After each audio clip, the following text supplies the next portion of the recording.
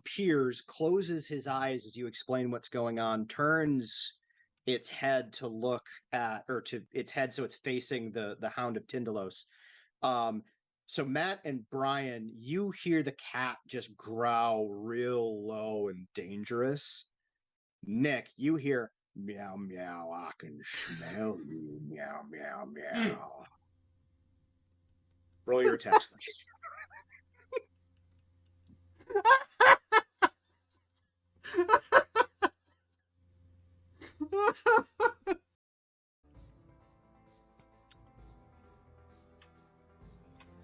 All right, Majenko flies over. Labrisa, I've got you! Can he do a flyby at heel? Sure. Get out! Get out! No! Sure, he'll go right there. Let's get this battle underway. We're going down. Get down, biddle-lip, jungle boogie. Doesn't look like it on our side. He doesn't have that. He doesn't have that prepared.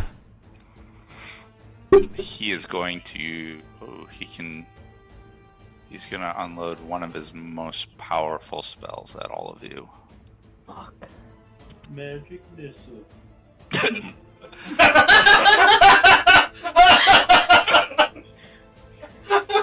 Kill. So you see that guy shows up and swings at you, and it scrapes across your armor as you cast your spell. Go. Mithril breastplate, bitch. He just side-eyes you and looks at Arabella and says, of all the places you wanted to fucking teleport us, you brought us right in front of the king's nose. Yeah, because I have to warn the fucking king. So you should probably leave. Go slink off into your little hole. And maybe warn your people. He looks like he's about to punch you. There is a 1,000-year-old dragon burning down a city with over 100 giants right now. I don't have time. Remember, the only reason that any of that worked back there is because of me. Yeah. Do you want a prize? I am sorry. I am trying to be helping, but What happened to Trinia? she just disappeared. I did. We lost the kid. I am not understanding. She just got hit by one of those raisins. She disappeared. She is gone. And Arabella said I turned to stone? You were a statue. Welcome back. You know what? I just give him a hug. A big chalky hug. Okay. This is not the time! You can read that there is a contemplation about the others in the room and their responses, regardless of what his answer is. As in, he's concerned about what his response will be because of the people in the room. Yes. I kill everybody else in the room.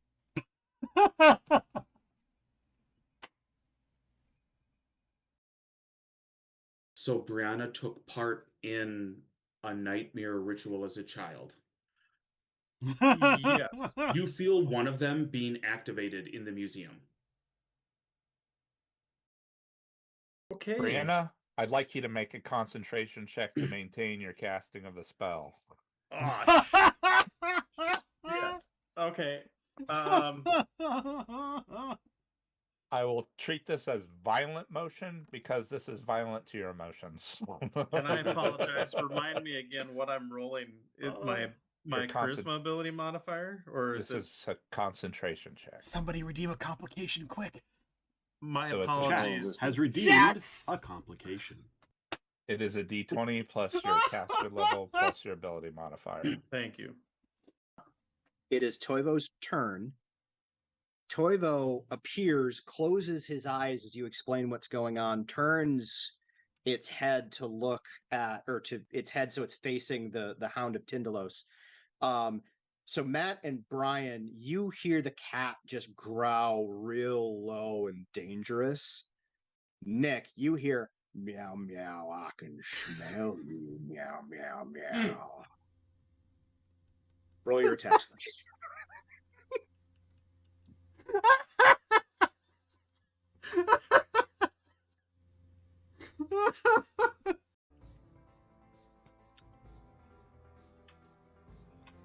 All right, Majenko flies over. Love Racer, I've got you! Can he do a flyby heal? Sure. Get out! Get out! No! Sure, he'll go right there. Oh. Let's get this battle underway. We're going down. Get down, get down. Biddle-lip. Jungle boogie. Doesn't look like only it on our has to. side. He doesn't have that. He doesn't have that prepared. He is going to. Oh, he's gonna unload one of his most powerful spells at all of you. Fuck. Magic missile.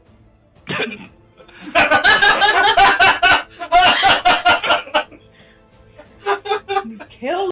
So you see that guy shows up and swings at you, and it scrapes across your armor as you cast your spell. Go. Mithril breastplate, bitch. He just side eyes you and looks at Arabella and says, "Of all the places you wanted to fucking teleport us, you brought us right in front of the king's nose." Yeah, because I have to warn the fucking king. So you should probably leave. Go slink off into your little hole.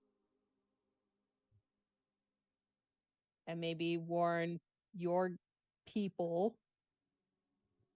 He looks like he's about to punch you.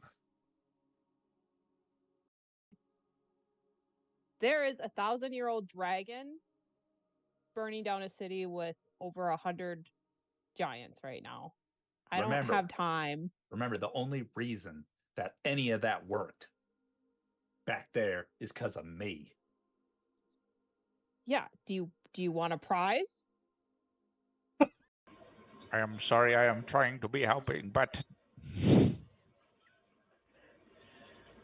What happened to Trinia? she just disappeared. I did. We lost the kid. I am not understanding. She just got hit by one of those raisins. She disappeared. She is gone. And Arabella said I turned to stone? You were a statue. Welcome back. You know what? I just give him a hug. A big jockey hug. Okay. This is not the time! You can read that there is a contemplation about the others in the room and their responses, regardless of what his answer is. As in, he's concerned about what his response will be because of the people in the room. Yes. I kill everybody else in the room.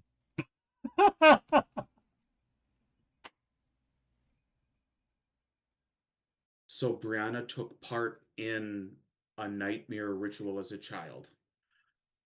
Yes. You feel one of them being activated in the museum. Okay. Brianna, I'd like you to make a concentration check to maintain your casting of the spell. Oh, shit. Okay. I will treat this as violent motion because this is violent to your emotions. And I apologize. Remind me again what I'm rolling. Is my Your charisma ability modifier, or is This is a concentration check. Somebody redeem a complication quick. my So it's a apologies? Has redeemed Yes! a complication. It is a d20 plus your caster level plus your ability modifier. Thank you. It is Toivo's turn. Toivo appears, closes his eyes as you explain what's going on, turns its head to look at, or to its head so it's facing the Hound of Tindalos. So Matt and Brian, you hear the cat just growl real low and dangerous. Nick, you hear meow meow, I can smell you, meow meow meow. Roll your attacks, please.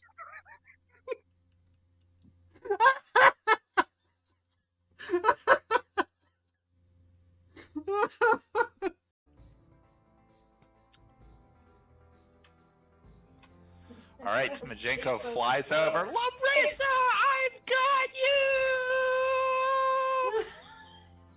you! Can he do a flyby heal? Sure. Get out! Get out! No!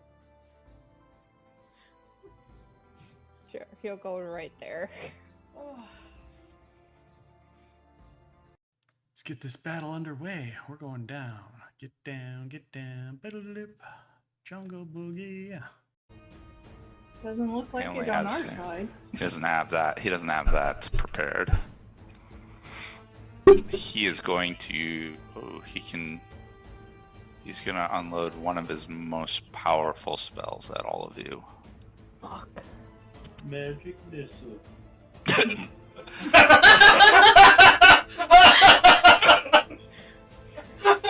Kill.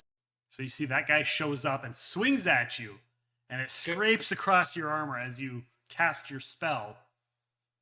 Go. Mithril breastplate, bitch.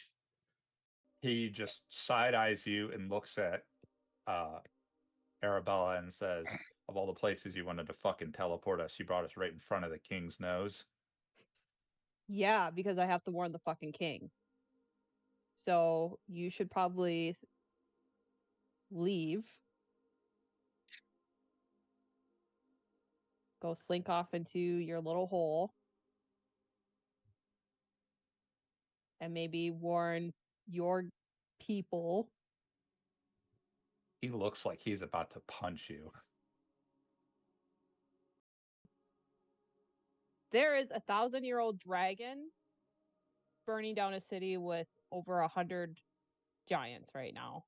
I don't have time. Remember, the only reason that any of that worked back there is because of me. Yeah. Do you want a prize? I am sorry. I am trying to be helping, but What happened to Trinia?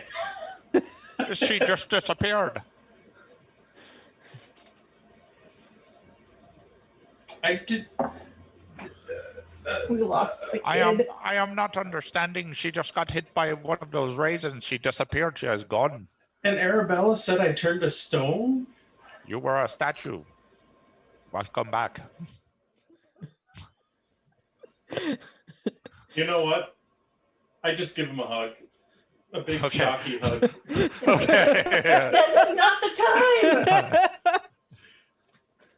You can read that there is a contemplation about the others in the room and their responses, regardless of what his answer is. As in, he's concerned about what his response will be because of the people in the room. Yes. I kill everybody else in the room.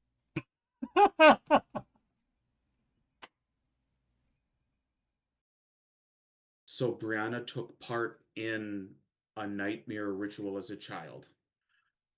Yes. You feel one of them being activated in the museum.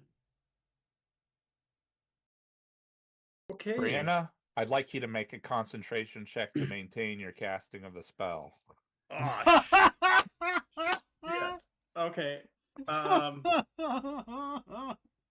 I will treat this as violent motion because this is violent to your emotions. And I apologize. Remind me again what I'm rolling.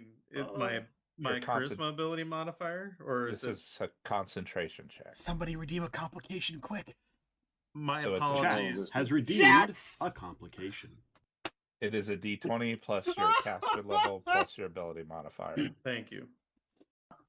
It is Toivo's turn. Toivo appears, closes his eyes as you explain what's going on, turns its head to look at, or to its head so it's facing the Hound of Tindalos.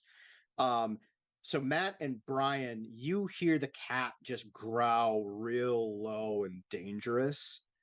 Nick, you hear meow meow, I can smell you, meow meow meow. Roll your attacks, please.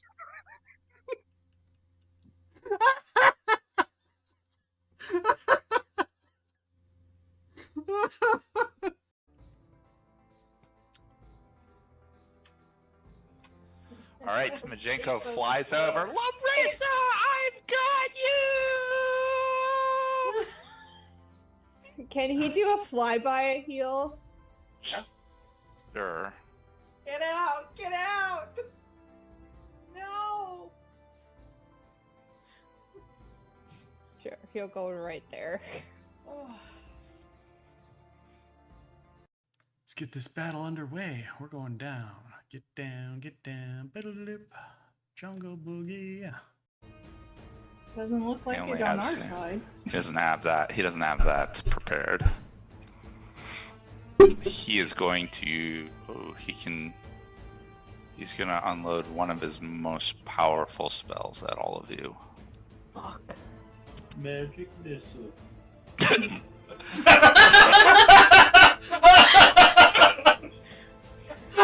You killed. So you see that guy shows up and swings at you, and it scrapes across your armor as you cast your spell. Go. Mithril breastplate, bitch. He just side eyes you and looks at Arabella and says, "Of all the places you wanted to fucking teleport us, you brought us right in front of the king's nose." Yeah, because I have to warn the fucking king. So you should probably leave. Go slink off into your little hole. And maybe warn your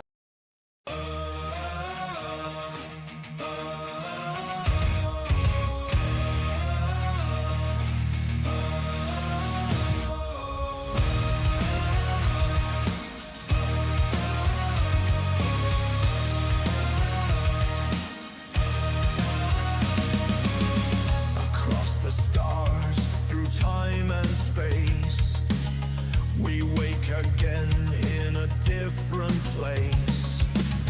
Memories flicker, a life untold.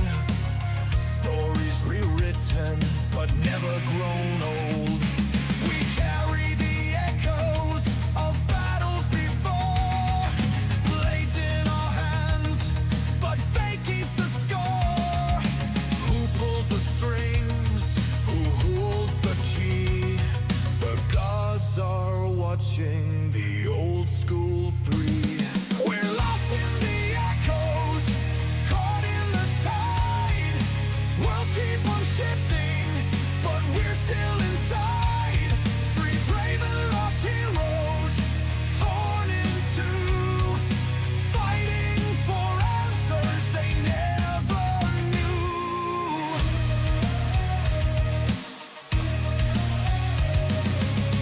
Riftwardens whisper, the black fire burns. Prophecies written in lessons unlearned. Mythic born power from lives we once led. But why do we rise when we should be dead? We dance in the shadows, fate calls our name. Three gods are playing their infinite game. Who holds the strings? Who holds the key?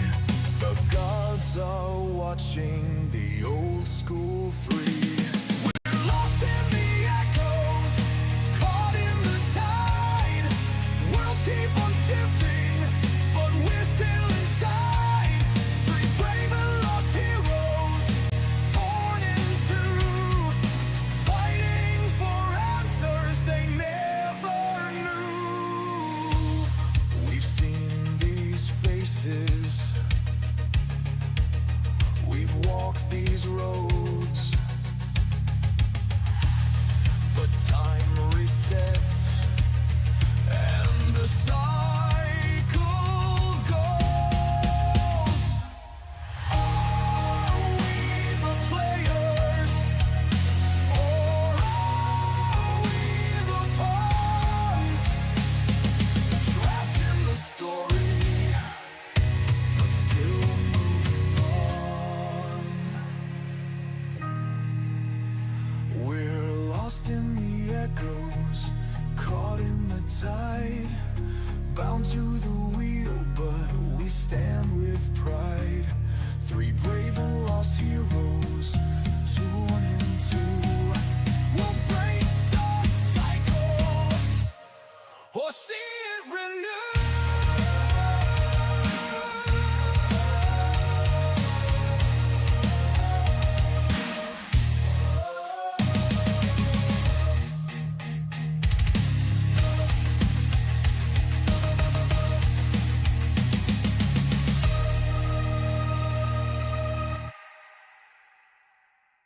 Hello, everybody. Welcome on into the Old School 3 campaign tabletop RPG Pathfinder 1st Edition.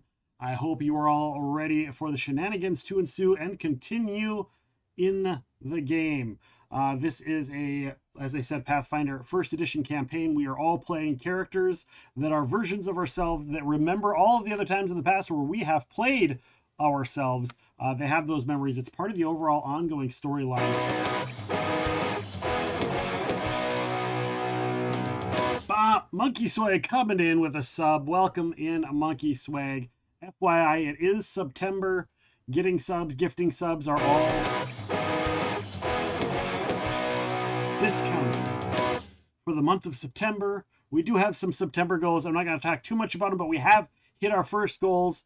The Tangia Dungeon Redeem has been cut in half, which means you can probably spam them. It's gone down. They're only on a cooldown of 1 minute. I put them at the minimum cooldown. Also, the Tangia Boss, when we have them, has been discounted to the minimum. That is our first goal. I think our next goal is a specialty stream. I know we've got some specialty streams, whether it's Dead by Daylight. We got Phasmophobia one. We've got a special game show type one, which is our 150. If we hit our 150, we'll be doing that game show. It's kind of a whose line is it anyway game changer sort of inspired show at our 150 subs. But we've got a dress up as Captain Maxwell Drake. We've got a all kinds of stuff. I don't have the list here for the RPG, but you can stop in tomorrow and see it. So feel free to gift subs. If we do a 5 bomb, I give away stickers. If we do a 10 bomb, I go in the other room and I put a suit on, suit and tie. So that is what happens. So thank you guys so much for being here, and we'll take it away with the Old School 3. Of course, I am joined by Matt and Brian, who are both freaking amazing, and I am looking forward to continuing this story. Our story carries us deeper into the abbey-turned-winery. In Ustalav, a land where shadows linger too long and the past never truly dies. The Countess Caliphaso, sharp of wit and veiled in secrets, tasked the Old School 3 with a simple request, or so it seemed. She asked them to clear her abbey-turned-winery of its current tenants, researchers, air quotes, who had long overstayed their welcome. But the party soon discovered that these were no harmless alchemists. Dark experiments were being done, conducted here, experiments that could change the fate of the undead world forever. The investigation eventually leads to a chilling discovery. Hidden in the depths of a well, Nick, Matt, and Brian discover a skull. Not human, but instead the twisted remains of a hag. Its presence revealed the truth of who the so-called researchers might be. Possibly witches. Delving into knowledge far beyond mortal bounds. The witches, that is.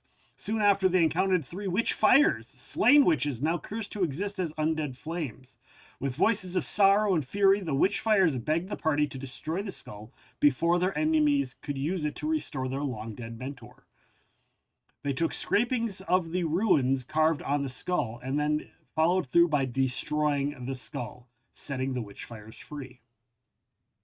From there, knowing a bit more, they returned to the abbey, but of course the abbey and the winery held horrors yet to come. Spider swarms moved in the shadows, their hundreds of eyes watching every step, servants of some unseen master. In the depths of the winery, in the depths of the abbey, a monstrous figure awaited, a blood knight, a fallen warrior bound in undeath, whose very veins ran with poisonous blood. As well as their first glimpse of a witch. Against all odds, the parties triumphed.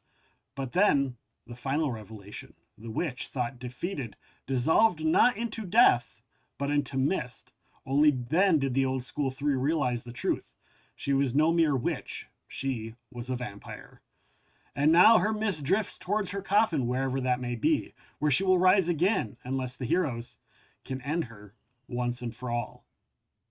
The Countess believes this is just a matter of eviction, but the old school 3 now knows it's far, far more. With secrets hidden, the Abbey hides dangerous alchemical secrets, and those who seek them may be bold enough to twist even the power of life itself. Tonight, this chase begins. Have I missed anything? Were there any story points you would like to add that I have missed? That seemed pretty solid. Yep, seems pretty good. All right. I've been trying really hard to get the intro kind of fun and cover it all in a kind of a fun. Wait, incoming? No. How'd that? No. When did that show up? Never mind. There's only 4 seconds left. Never mind. All right. So where we last left off, you guys saw her up in this thing. You fought her down here, and she kind of drifted up through the floorboards. And Matt went running up to catch it, and Nick and Brian were kind of in tow, trying to get there. Was there anything you guys remember that you wanted to make sure you got done or did along the way? I think we were still kind of in the heat of it, weren't we? Yes. Just remember the be on the lookout for wood golems. Right. Yes. Then, with that being said, I think you guys, because you guys went up the stairs, so I should just move you guys to the upstairs. Now, I'm not sure. Please remember what your hit points are at.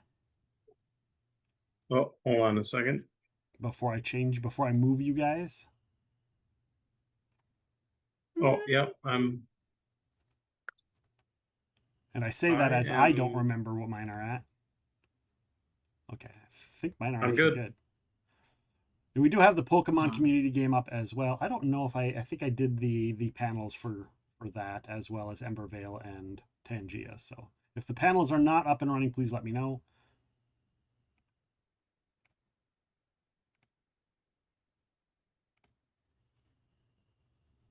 All right.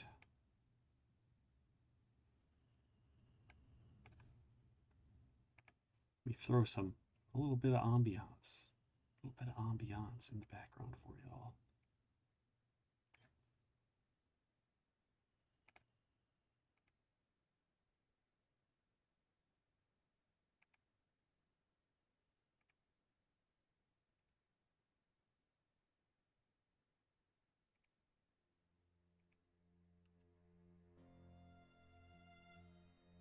All right. So feel free to update your hit points if need be. I am doing me.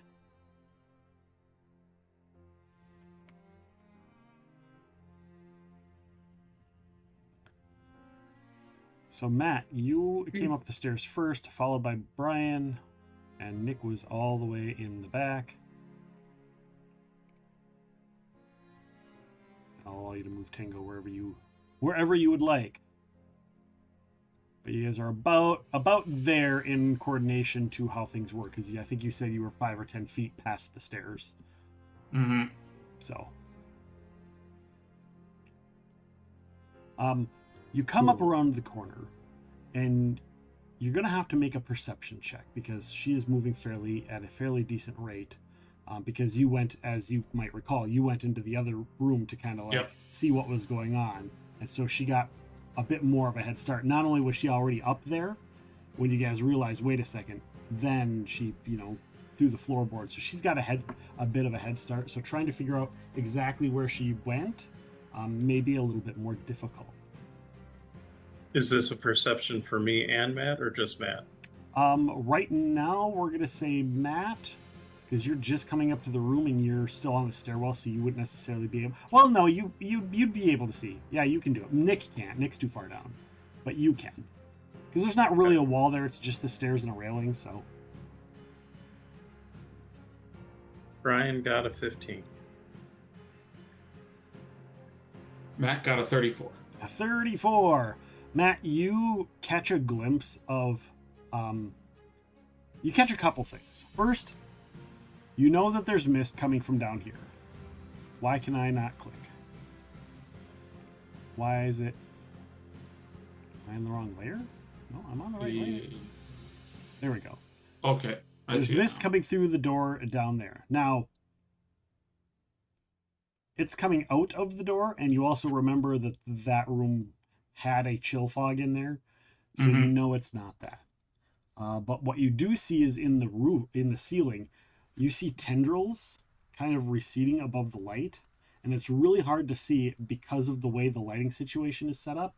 But you do see like these tendrils of mist kind of, they're not like going through a crack, they're like seeping through multiple cracks. Okay. So it's like water draining through a bunch of planks of wood. Because it's you don't have to go through a single crack. She's going through all of them as like a spread force. That way she would think, hey, you won't be able to see it. Instead of, the 1 inch and trying to funnel through, it's quicker to do it this way. But you still see not just the mist, because that's really hard to see, but the moisture from the mist on the wood, you also see going through the floorboards, going directly up into the second floor. Okay, I will just say she's going up into the second floor and just kind of point up towards the light. And Brian, you don't see. It was a 30 to see her. And then... That music's a little louder than I anticipated. I am just checking through our sheets to see if I have anything that might quick help me. Okay. Hey, Nick, when we last... where we last left off, I had 2 rounds of Rage Song left. Okay. Just in terms of impacting people's speed, I don't know how much time has passed from I'm assuming we're going straight after from where we were kind of before, right? Yeah, Matt went into the other room and kind of investigated it. You guys kind of looked at some of the shit in there, and then Matt just darted up the stairs. And then you guys eventually turn around and decide to follow and catch up. I don't know why. I don't remember what you guys did to cause you guys to fall behind. But I think I was still stuck in a room. We were spread out a little bit. Yeah.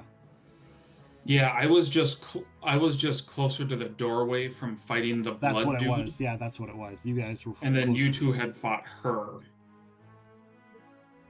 Because Brian super critted her. That's right. Yeah, yeah. And you were flying, Brian, so you had to continue your momentum. You couldn't just land. Right.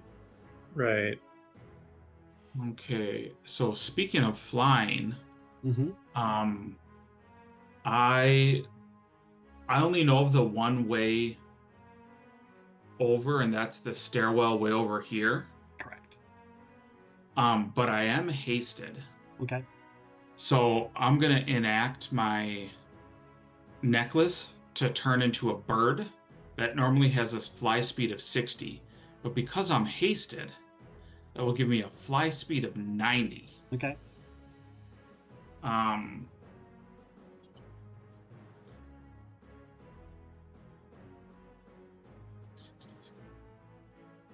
So standard to activate and then fly? Yep.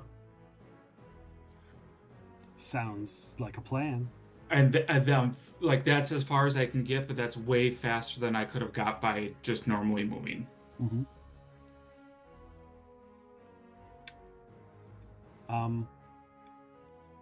We're gonna go. Yeah, we're gonna go out of. We're not really in turn order, so we'll just. You guys will just take turns moving, just to keep track, so I can keep track of time. So Matt, you moved up. Brian, go ahead. Okay. So 5. And I'm gonna say that it would have been like 1 round of your rage song, unless you ended it, or if it was like a lingering effect. The rage song. Yeah, I will assume the rage song's done for right now. Okay. So 5, and this was the staircase that was going upstairs, right? No. Nope, that's also going down. It's in the room up here. Oh, right. And you do see the rope that comes down from the bell tower and up through the hole in the floor, which is right here. 30. Whether or not that is something. 60. Since you're a bird. Right. So haste is still on technically. That was a move. So then if I go 5, 10, 15. How high up is where the rope goes in the bell tower? It comes down to the floor. It actually loops on the floor. Well, but I'm assuming it has to run up to a hatch or an opening to get to the bell in the tower, right? That big in the floorboards. And that's about. Sorry, I'm on the Roll20 screen. How big? That's about, I don't know, maybe a foot around. It's just a little hole in the floor. Okay, then I'll what did I say? 15. Yeah. This staircase here is what goes up, right? Yes. All right. And the bottom of it is right here. I'm gonna just go to like there as a double move. There's a boss fight, Tangia boss fight, everyone. And you guys want to get in? Everybody get in on the Tangia boss fight. You got a few seconds left. I'm glad I looked down and saw it. That was a double move, so that's pretty much gonna take care of me for now. I'll be done. All right. 5, 10, 15, 20, 25, 30, 35, 40, 45, 50, 55, 60, 10, 5, 10, 15, 20, 25, 30. There's the boss. There we go, and that is my full movement. Matt, is your speed reduced for a reason? Because you were ahead of us, and you changed into a bird. Yeah, because I'm fatigued. Oh, right. Yep. And my heals cannot heal fatigue. All right. Nor can mine. Go ahead, Matt. Whichever way you'd like. I'm going to move up the stairs because that's how you two are going to have to move. Okay. 30 feet gets me to the top of the stairs. Okay. So that'll give you... that'll give me 60 more feet. Okay. So you've got the same movement as us.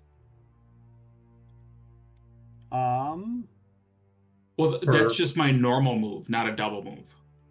Well, and this second round of neither movement, of us double moved. This second round of movement will be our last round of haste. Okay. Yeah, So, I didn't double move because that would have just put me up. I just did my haste plus my move, the 60 plus the 30. Cool. But I just caught up to Brian and you, and I was like, oh, they're here. Okay. I guess we're not. yeah, I didn't use much of my double move. I just didn't want to get in the way of the stairs for you guys. Yeah. All right. So, Matt, you are moving up. Brian, you'll have what, 5, 10, 15, 20, 25 before you hit the top. So that'll give you 65 left over. And that'll give you 55. Well, if I'm on my feet, I'd have a 60 move.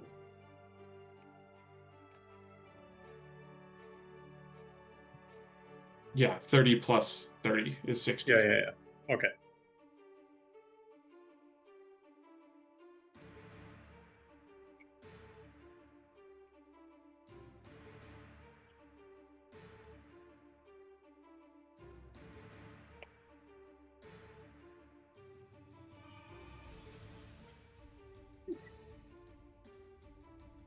So Matt, you're about there.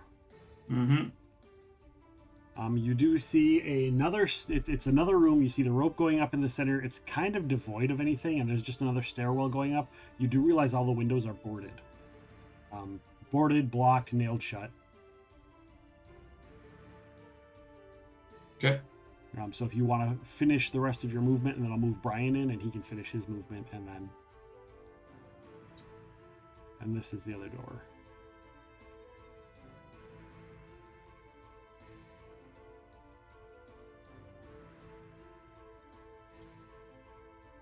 Get to here.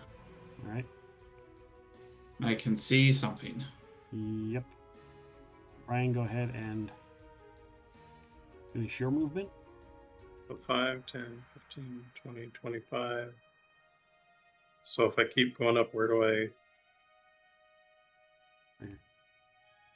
This is the door over here. Okay, no, I see. I'm already... Okay, so 25. 30. Yeah, we counted your movement, and we're like, this is how many movement you have left.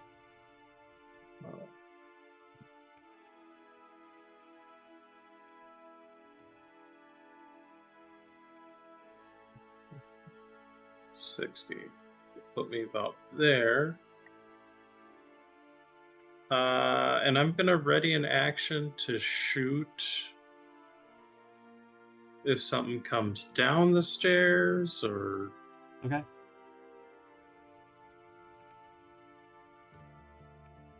Barring one of them fancy wood golems.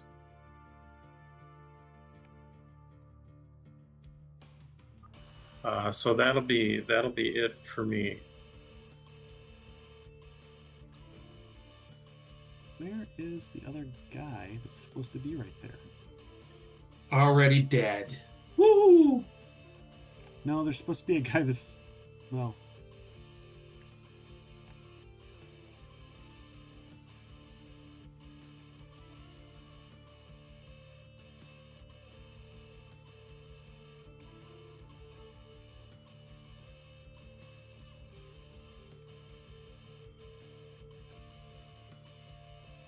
Make sure that that's actually accurate.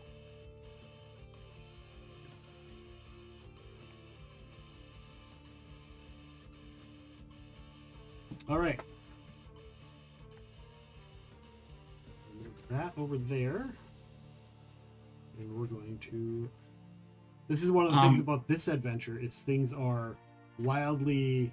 Like, if you go... because the rooms are ordered in a certain way, but they don't know which way you're going to go.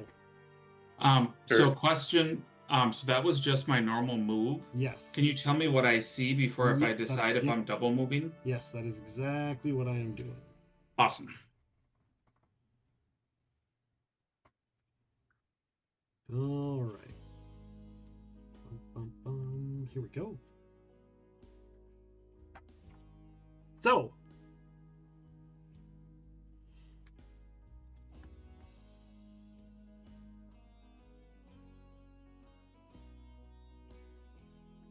that previous room, the stairwell that you came in, 9 windows would normally allow a tremendous amount of natural light inside the third floor's Abbey Tower, while 2 ropes continue through the small hole in the ceiling. So the rope continues to go up. That's about all you get.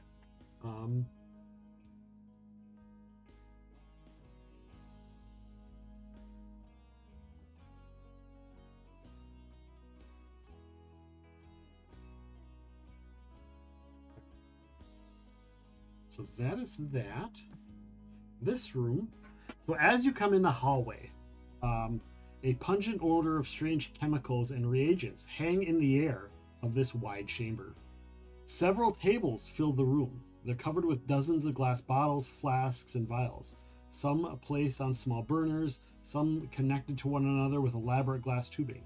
A large cauldron also sits on an open flame in the southern fireplace, bubbling with a dark reddish liquid.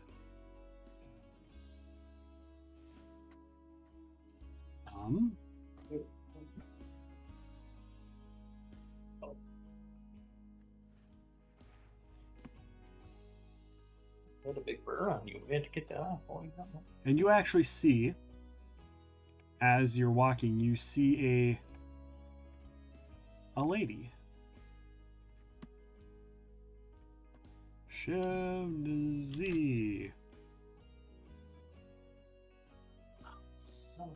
Is she riding on a broom like that? She isn't. That's just the cool picture. But yeah, she's like walking back and forth, you know, so she's like over at the thing here and then like walks over to here and comes here, is grabbing little things and setting them down, and she's doing some sort of work. Are these windows down here actually open?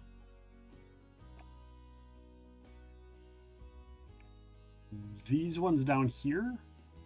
Oh, you can't see. Where at?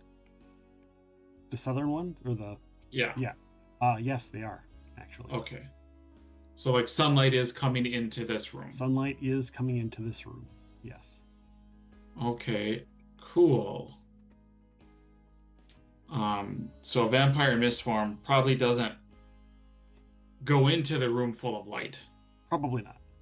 I would just assume. So I will then. And yeah, actually, Nick kind of actually stops because Brian's looking through, so he's like here. Okay. Instead, because he doesn't like you're up there in the bird form, and it's like that's quiet. Yeah. Do make a stealth check as a bird. Cool. I am going to put some modifiers in your favor on your stealth check because you're a fucking bird. Well, do you want me to add in my size modifier and all that stuff? Add in your size modifier for stealth. That works.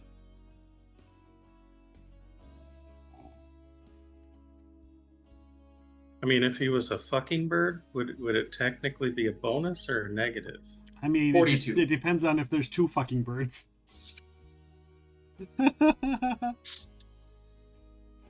Okay. So yeah, oblivious to the bird that just flew in and landed. Okay. I'm assuming you landed because you're not a hummingbird. Give me 1 second. Because I'm pretty sure that those neck pieces do not give us hover. Because we are a jungle bird.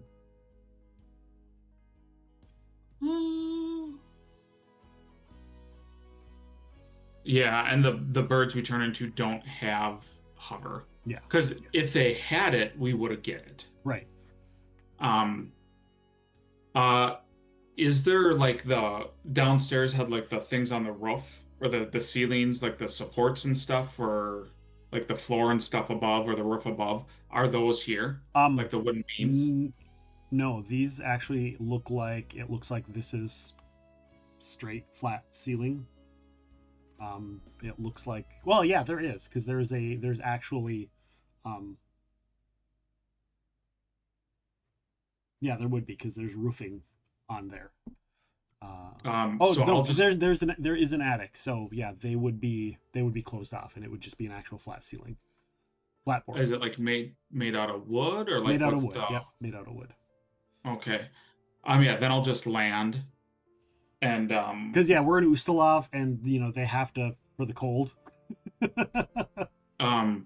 I'll just look at you and look at the door. Remember, you're a bird. You can talk to Nick. Yep. But that means I have to make noise. You have to make noise. Yeah, that's true.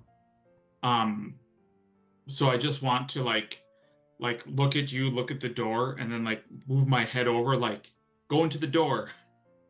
And Nick Pathfinder signs like the door that's right next to me or back behind us.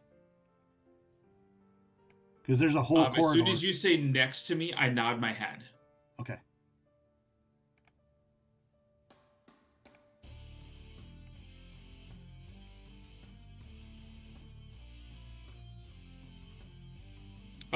Pangea dungeon related. I got the Ghostbuster head. Oh, nice. And I'm wearing Princess Peach's dress, and it looks pretty ridiculous. I love some of the combinations that happen in the Pangea dungeons. Love it.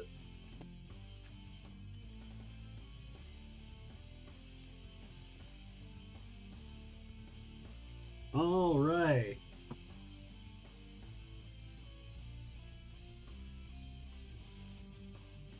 So Nick rolls a stealth check. Because he is opening a door.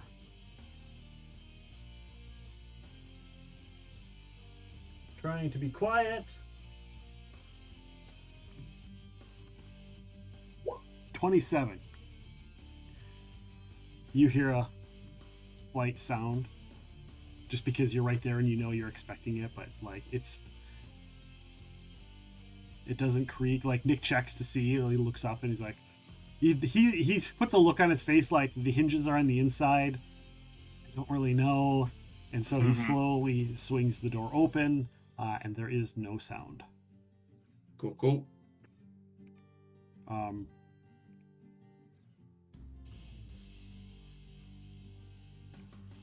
Nick. Brian, would you like to do anything? You can see Matt. You see he does this thing, and he's like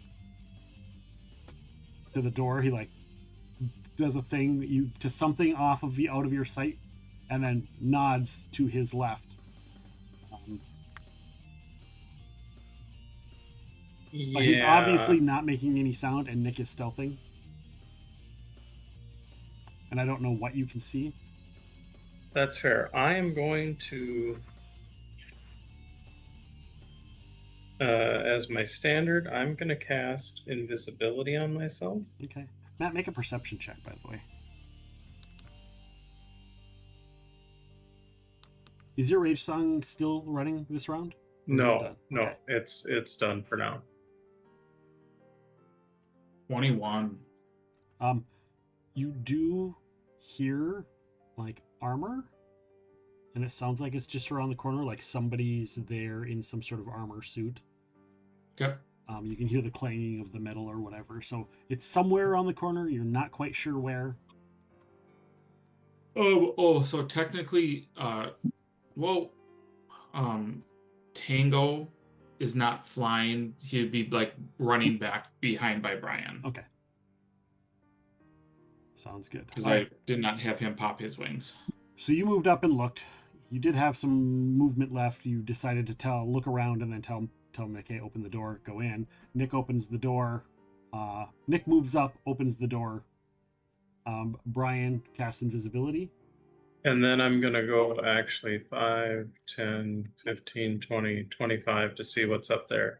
All right. Like, I'm not necessarily wanting to go all the way up. Nope, you don't. But I want to go up enough to make sure nothing's going to sneak up on us. Make a reflex save.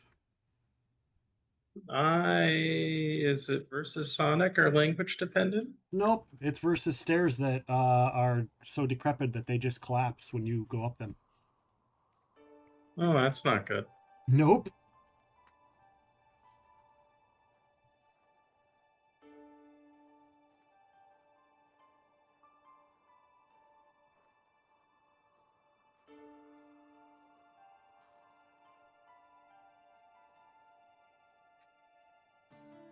All right. Too bad Han's not here. Han would have noticed the shitty stairs. So take 15 damage. Okay. You fall 15 feet as the whole thing collapses. Huge noise. Huge noise. That's fair. Oops.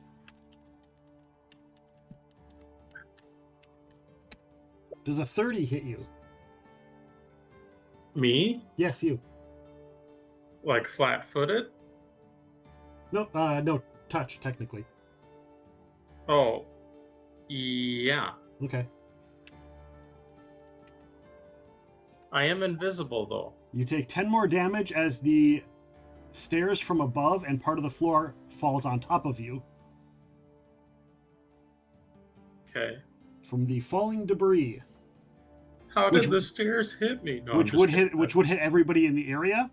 Tengu, you said was behind him, not on him. Yeah, like he's where he is on the map. Yeah, so Tengu doesn't get hit by any of this. Because admittedly, Tengu was I went invis, so then Tengu, unless they can see, wouldn't necessarily It's know just where there. it went. It has no more movement left, anyways. All right, so, we're gonna roll an ish. Okay.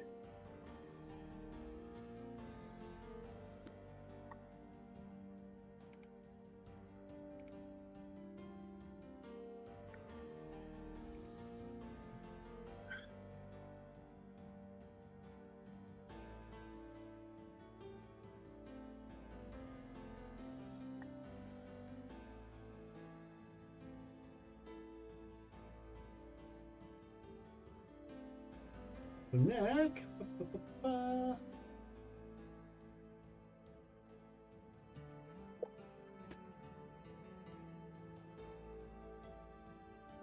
Go us.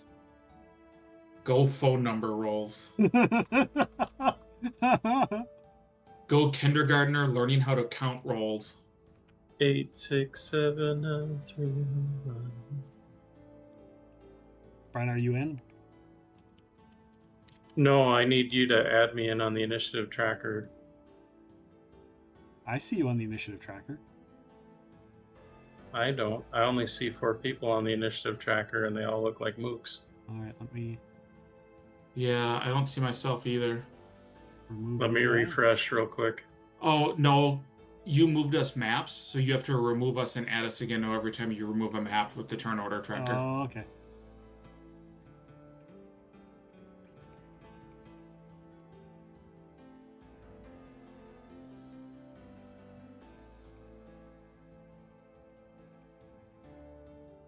I hate that the drop down when you like right click a character goes up even if you're off map. It's like go down. If Yeah. it's not there, go down. I agree. I am in. Okay, I will now go in.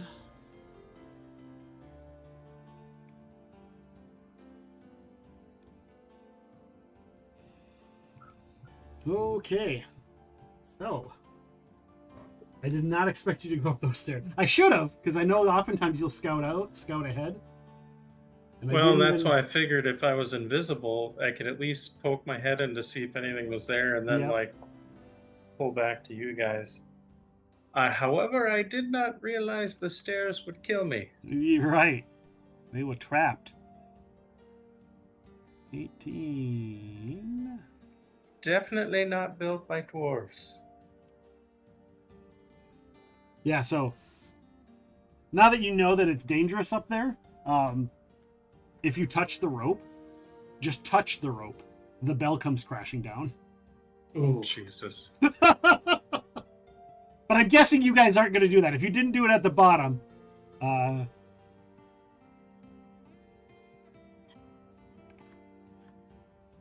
that's not going to be a thing. Okay, we got... Where are my mooks? Where are my mooks at?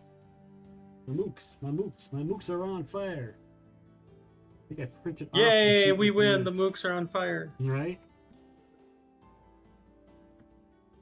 I'm guessing you didn't mean it like I didn't mean that. it. No, I didn't. Here they are.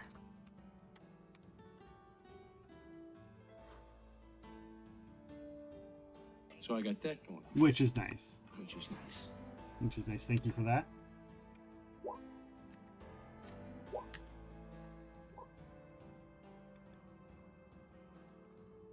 All right. Scene 121 asked me, George, can you say what happened to Brian as the 2 flights of stairs fell on him? Oh, sure. Brian, you say? Well, when the 2 flights of stairs fell on him, it probably felt like the universe decided to play an impromptu game of whack-a-mole.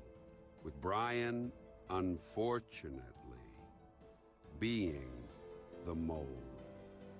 A sudden crash, a loud bang, and then our poor friend Brian was likely left pondering the architectural ambitions of gravity.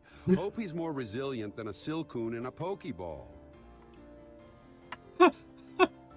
I love that it brings up the Pokemon that just spawned that nobody caught. Thank you. Thank you, George. Thank you. I love that it has the cadence of George Carlin, and Mhm. it's a little bit of the humor of George Carlin. So whoever programmed that did a really good job. That they did. All right. So we're gonna sort. Oh, Tango is on with you. Yeah. All right.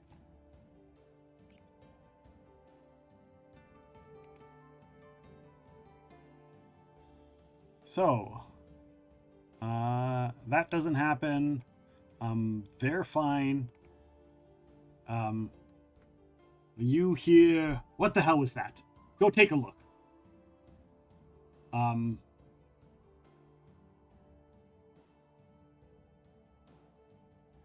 And you also hear her say, "Hey, come out and help him. See what's going on. That was too loud of a crash." Brian, you are actually first up. She also moves to the far side of the room. And I should probably insert her stats while you figure out what you want to do. More as a way to verbally let Nick and Matt know I'm okay. I'll cough out as I crawl out from underneath the rubble. This isn't where I parked my car.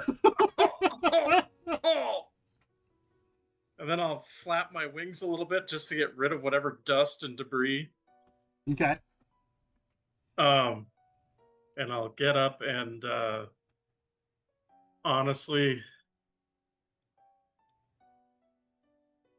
I'm gonna just look around, and technically I'm still invisible. They probably still have some dust on me. I'll try to shake it off as best I can. Yeah. And there's like dust and shit all over the place anyhow. So like there's a little, we'll just say for like one round, it's effectively like a dust cloud. Okay. It's not quite like a fog cloud, but it's pretty close. All right. So you shake off and clear out. Yeah, that's probably going to be my turn. Okay. Sounds good. Do you try and like heal yourself or take a potion or anything like that? Because you're just basically standing up and. If you'll allow it, then yeah, I can do I think you can pull one out because you took your move to get up and shake stuff off. So I think you could pull one out to drink next round. Okay. Right? That sounds right. Actually, yeah. I'll pull up my Scroll of Curious Serious. All right. How bad did that fuck you up? Oh, I'm down like 25 hit points. Okay. I didn't count how much damage it was. I just said what it was. Matt, you are up. You might be able to get into the room.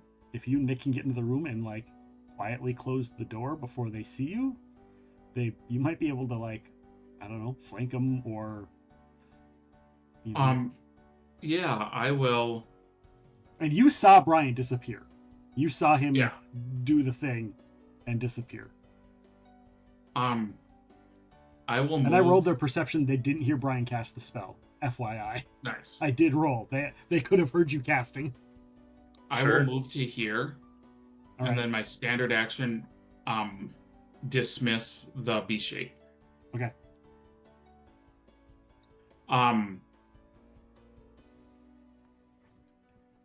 It's a sturdy Spartan. If Spartan bed, dresser, tables with a single chair that occupy this small bedroom, except for, you note, one thing. The thing I'm standing right next to? The thing you're standing right next to. And as I stand up or change, I'm gonna draw the wooden stake from my bandolier. Okay. Tango runs over and stands to the side of Brian. All right. Technically in Brian's square, but I don't. Goes and hides in the rubble or something. Like stands there because this way he can use his feats to aid Brian's AC. Okay. But I don't want to put him in the square because that might make Brian have a hard time interacting with his own token. Right. Gotcha. Do you want to roll a stealth with Tengu? Because right now he's going to be the only thing seen. Yeah, might as well. So I forgot Brian is still invisible. Brian is still invisible. He technically didn't attack anything. Never mind, because Tango can't see Brian. Does he have scent? He does. He has to be within 5 feet. He did hear a voice. Yeah. So he knows the general direction. Okay. You're right. 10, 15. Yeah. So does. For whatever that's worth. Yeah. As soon as he gets within 5 feet of Brian, he knows what square he's in, and then goes there to do his thing. Yeah. But he will stealth. Sounds good. I just have to get to his tab. All the Tangia dungeons. Jesus. His stealth is really good. That's why I asked. 28. Beautiful. Let me give him a little ninja mask.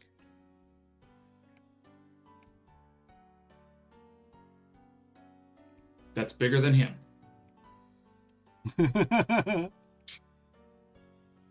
Hello, Jettoweed Man. Welcome on in. Jettoweed Man's been designing his own RPG on his stream. So if you guys want to see the development of an RPG all on your own, you can go and hang out in his stream as well. Very cool.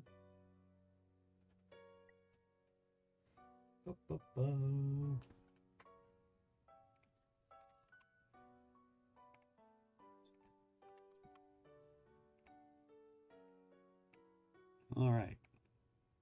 5, 10, 15, 20, 25, 30. He opens the door. 30. Double move.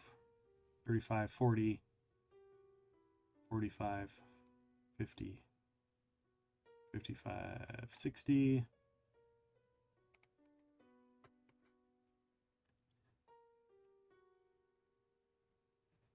Let me see line of sight for that guy.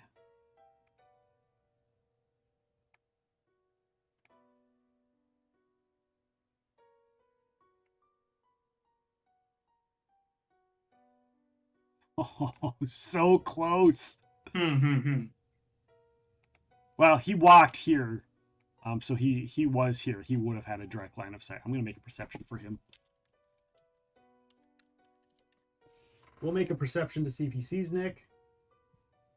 Bum, bum, bum. Does have alertness.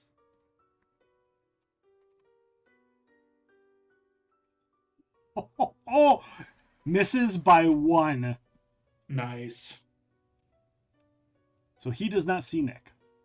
He comes up to see what's going on. The other guy had opened the door. Nick takes a 5-foot step and slowly closes the door.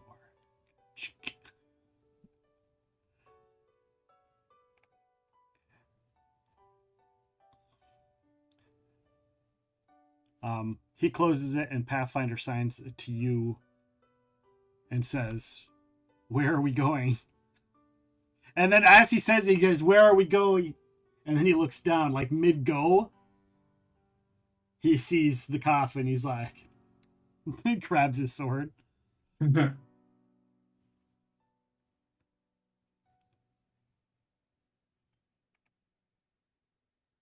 He is not here. This guy. Man, the timing on this.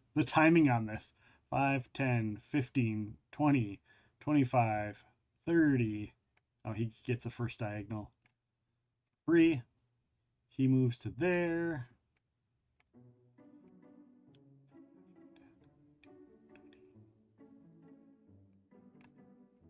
Moves to there.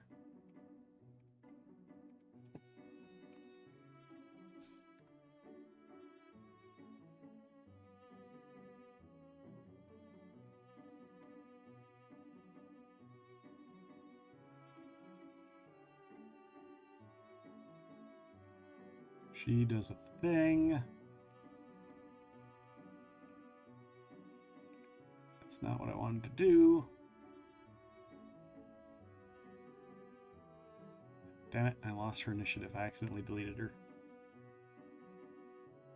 Cool. Yay, we defeated one of them already. She got bored and took a nap. Nappy nap. It was nappy nap time.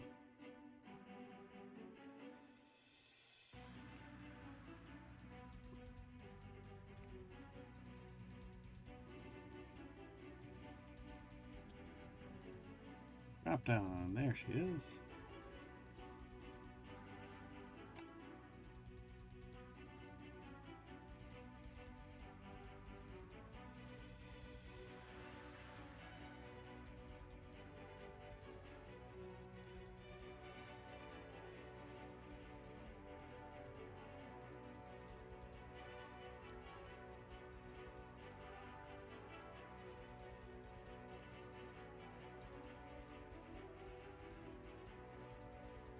It was... Where the fuck is she? She is?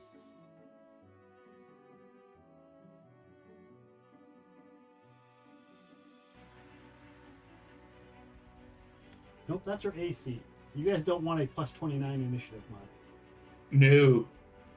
Well, I mean, that just means she goes first. It could be the same as her having a +1 and just rolling better than a 15. Yeah. All right, I'm gonna move her.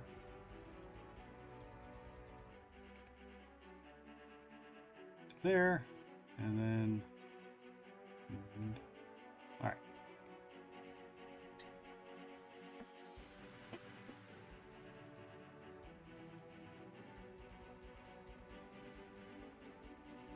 She did that, and then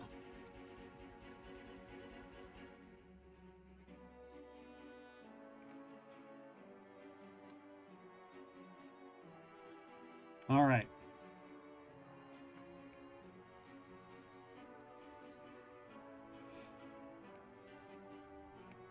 And that's funny, like the leader of the guard person completely is... Oh, she was actually first, not last, so that makes sense.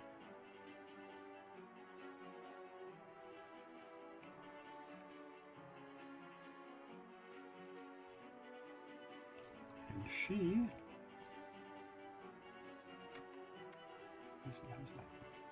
All right.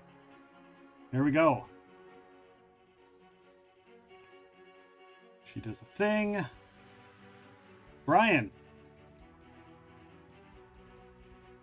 Looks like I see someone approaching the doorway over here. Yeah. And that does not look, I'm assuming that is not Matt or Nick. You're pretty sure it's not.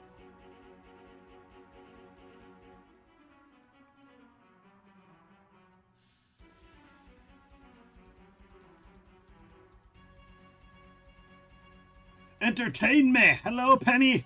We're kind of in combat, doing combat-y things, but a vampire went up... They fought a vampire in the basement, and it escaped in mist form, and then they ran upstairs, and they tried to sneak by, and then somebody went upstairs, but the stairs collapsed underneath them, and attracted all their attention as they fell 20 feet. I hope you're doing well, Penny. Do my thing. This is my thing! We're having Brian do his thing. I'm going to move down to here, so okay. I'm kind of out from the... And then... I'm going to try something. in kind of a raspy voice. It's like, oh crap, what was the name of the hag? I should know this. We just had her skull. Crap. Brian's gonna try and be some tricksiness. We're gonna playing the water park simulator. Ooh, how do you enjoy it?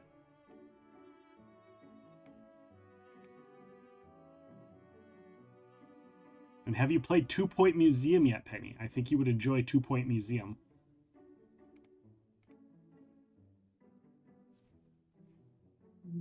And 2 Point Museum has a Twitch integration, so people can interact with the game. We have a Tangia dungeon that spawned. Exclamation mark join to join the Tangia dungeon. Thank you, Seven Tail Fox. Here we go. So I'm gonna go in as crappy a raspy voice I can go, "Who dares enter the domain of Othi?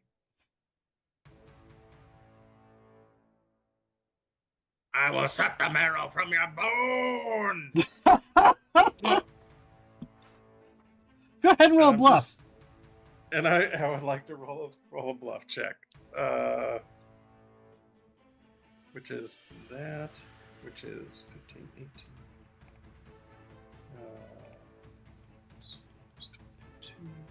Something about this game keeps freezing the streams I'm watching. Oh no! That's not good. I've had that with a couple games. The Voyagers of Nira that I just started playing was giving me some lag issues. And that's my bluff check, 38. Okay.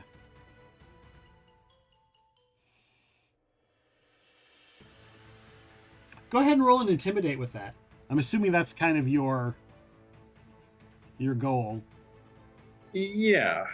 Intimidate, I've got a 7. Oops. Oh my god.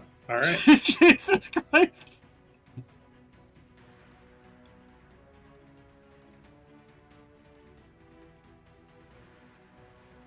Okay. All right.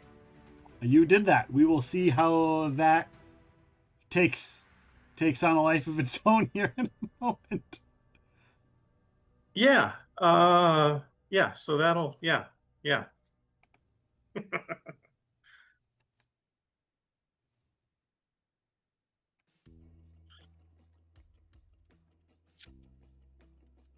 Ooh, pardon me. All right.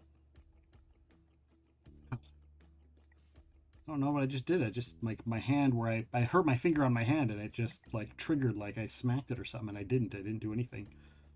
Old man pains. No, I did something to my hand when we were at the cabin and it's been worse. So it's like right here on this finger, and I don't know if like every once in a while I jam it or I do something, but right now there's like a sharp pain right on the knuckle. It also looks a little swollen, like the meat of the. Oh yeah, no, it's totally swollen. Wow. It was purple, but yeah, Damn. you can totally see it right there.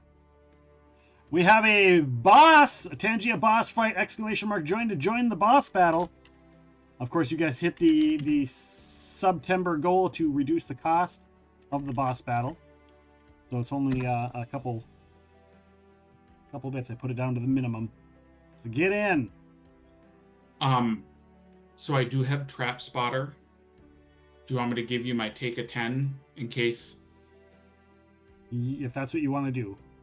Well, it just happens because I have Trap Right. Spotter. It's if you want me to take a 10 or if you want me to roll for you.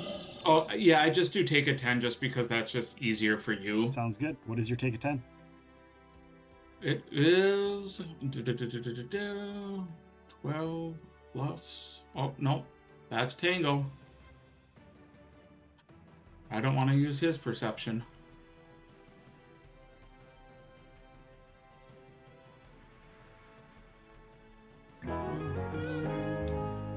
Oh, thank you.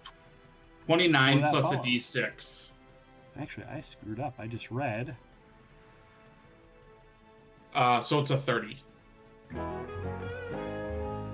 Thank you for that.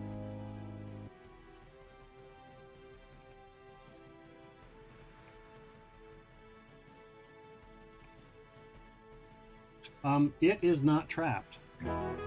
Cool. How many rounds has it been that we've been running up here? I think it's been 5 rounds. Like total since we left the basement. Something like that. And thank you again for the subs, everybody that's over on YouTube. Thank you for those. So I had my Arcane Strike, Mythic Arcane Strike up, which I had Undead Bane. It's any weapon that I wield for a minute. I have 2 rounds left. Okay. a wooden stake is considered a weapon, just in case her body's in here and I fucking stab it. Okay. But I'm gonna open the coffin. All right. You flip open the coffin, and you see nothing. It is empty.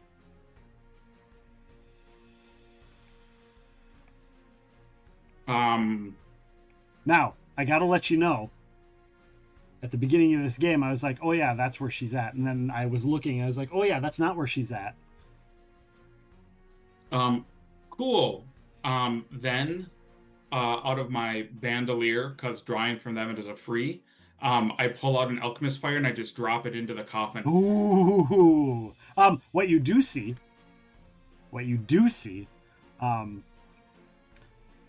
before you do that, okay, what you do see is the inside is, it's not necessarily plush, but you see a lot of carvings and etchings into the sides.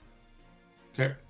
It looks like carved with like knife into the lid, into the sides, but you also see that there is a lot of Iomedean markings inside the coffin as well. It looks almost as if somebody is like a prisoner counting days on a wall of a cell sort of situation. Mm-hmm. That's kind of what it looks like. You know, the 1, 2, 3, 4, and then the 5, and the 1, 2, 3. Still burn it. Okay. Just so you knew what was in there, so I explained it while I still had it in my memory, because it may come into effect later down the road. My concern is, like, we made the roll to know that vampires have to get to their coffin when they die, so by burning it prevents them from being able to come. You didn't even have to make the roll. You guys just remembered it, because... but yeah, so that's... You've been fighting vampires for so long in so many different rules, you don't need to roll that shit. Because they're all the same. So that is what I do. Okay. Sounds good. These other guys move up. This guy. 5, 10, 15, 20, 25, 30. 5, 10, 15, 20, 25, 30. They're like in a rush. They're not really in a rush. They're just like, okay, we're going.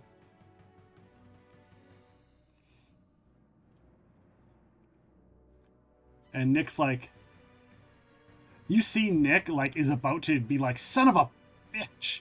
But he just he stops himself at and he just makes mouths the words. And he puts his sword away. And he signs to you, he's like, so what, we're trapped in this room, or I'm guessing that door goes to back into that same room, so we're trapped in this room. I just go, or we just destroy them, or knock them unconscious if they're dominated. If they come in here. Brian was invisible, right? So he'll be fine. He'll be fine. I mean, I guess, we listen, and if it sounds like Nick goes back to the door. He like goes here. He goes like around the corner of the door, and it's just kind of listening and waiting for it to maybe open, or like maybe get an ambush on somebody coming in. Cool. These guys, 5, 10, 15, 20, 25, 30. This guy at the stairs, he steps back and he says, make sure I got the right one. He says, my dearest Lady Etna, who is Uthi, and why is she out here? Something about the dire Uthi and eating bones, my dear. My darling. Is what he says. And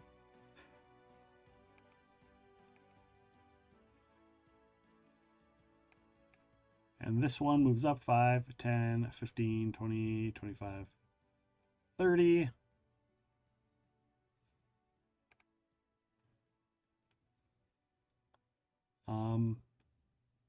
And you hear a voice whose voice is smooth as silk.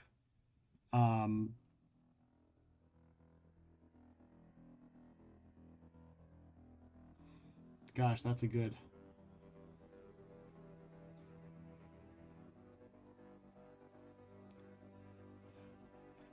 So this would be really confusing, because had she heard you say it, she would have known something's up, but she's hearing it secondhand from somebody else who's saying it and doesn't have an idea how he would know that name. She's like, how did you hear that name? You shouldn't know that name. No one should know that name. Actually, we're going to roll. I'm going to roll. I'll make a roll. Quick. Because, I mean, it's...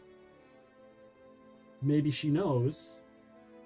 Maybe she has some knowledges here. But she does not have knowledge religion. So therefore,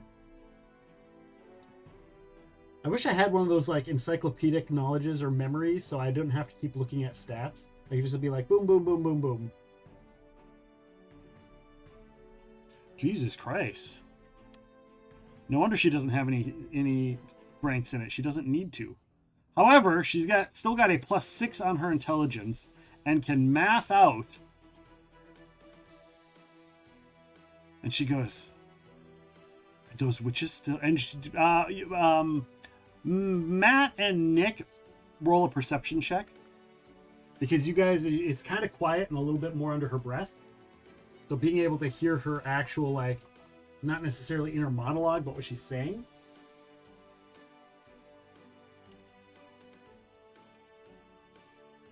Jesus.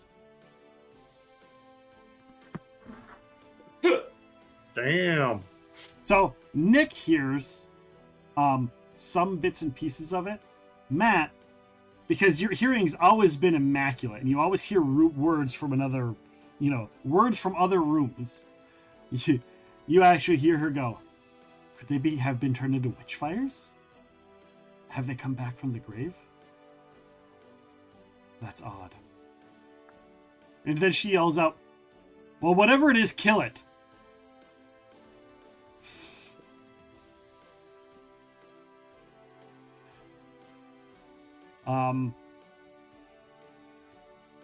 And all of them in unison say yes, ma'am, or yes, madam, or something along those lines.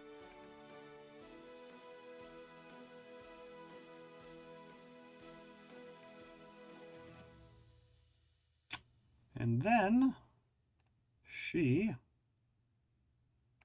doesn't waste that yet. Brian, you do hear that last part. Whatever it is, kill it. You have to get some meta glasses to check stats. I'm getting a pair so I can watch my videos without anyone noticing. Just make sure you get the earbuds too. His videos. Hey, Nick? Yeah. Who is this token? I can see a token there, but I can't see all of it, so I'm not quite... Is that the... That's where you heard that last voice. Whatever it is, kill it. Okay, well, I see this guy. And you do see her. This guy.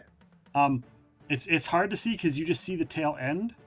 Because you actually see her float up out of sight because she is up at the ceiling level.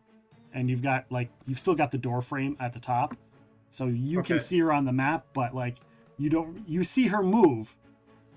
But she's not necessarily in your line of sight anymore, but you did see her move up. Now, Matt, she is on that. Well, I see now this she's guy. actually up on the broom. I see this guy and I see this guy. So I'm going to use my spell kenning to full around and then cast a lightning bolt. Oh! Oh, awesome. Oh!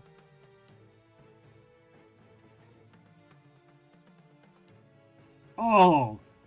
Yeah, they're in a line. Save DC on that's going to be a 19.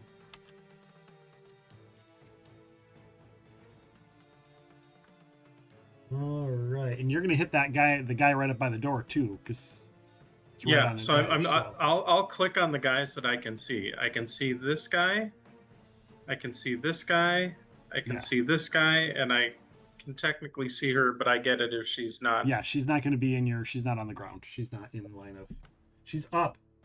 All right. Reflex save is And the DC's a 19.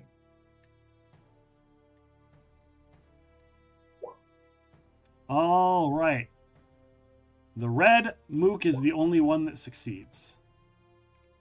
The other. Oh wait, 1, 2, yeah. The red mook succeeds.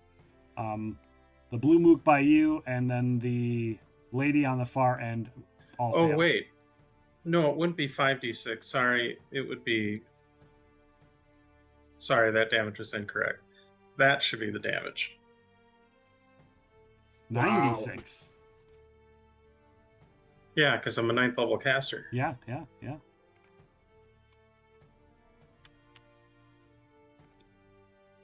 For some reason, my brain was going 5th ed rules, so I was like, hey, I should not do that. Or what I perceived to be 5th ed rules. But at any rate, yeah, so 33 for full, and then 16 for half. Oh, and I am hella not invisible anymore. Yeah, you are totally not invisible. So you see it comes crashing through. Luckily, no alchemical items are in the line of your lightning bolt. Okay. Because it would have ended right after these guys. It would have ended right about here, right before the table. Gotcha. And I am visible. And you are visible. All right. But holy shit. Matt, you and Nick, you do hear the sound of you hear a boom. You have and a little thunder and a crackle. A little bit of thunder, a little bit of lightning. That's right. Matt, you are up. Now you don't know what happened. You just heard the sound, and you know Tango can't cast. Although you don't think Brian's never cast lightning bolt before, so. True. This is a rug. Mm-hmm. I want to just kind of kick the rug aside, just in case, like, there's a alcove or something where there might be another coffin that the undead could be in.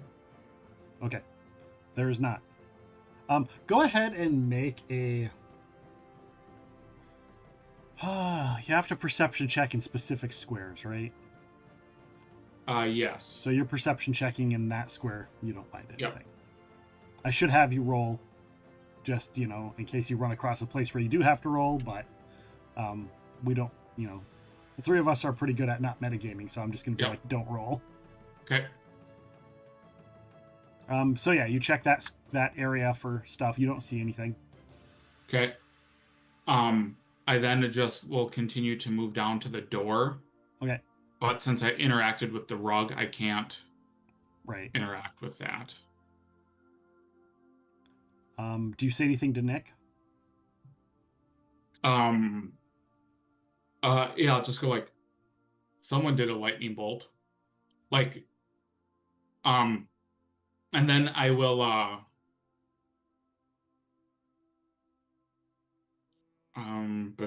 kick that, move that. Part of my move action, draw my sword. I'll just drop the stake in the, on the rug pile. Okay. And that's what I do.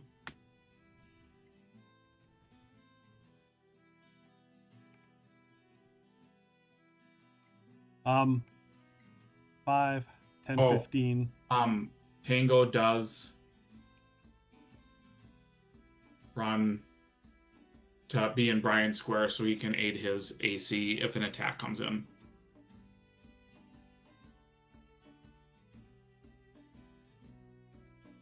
2 guards run into the room. Well, 1 guard runs into the room. The other one gets up close to the door. This guy's right there. There we go. Tangia Dungeon is spawned. Exclamation mark join to join.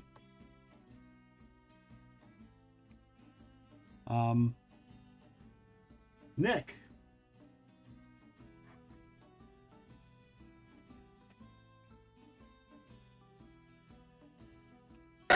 Ah! Fuck! I'm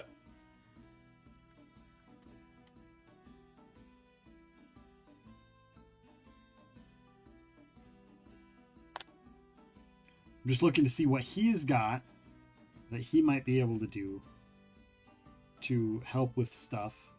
Well, he ain't got to a whole hell of a lot. For trick. He does have some spells here.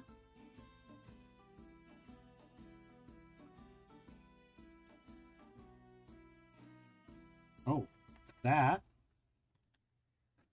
doesn't matter right now.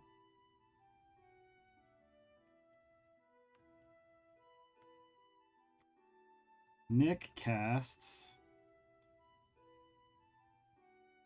Lead Blades. That lasts a minute a level. Oh, actually, no, he doesn't cast at all because this guy's on the other side of the door and we'll hear him. So Nick doesn't cast, he just grabs his sword and readies an action to attack.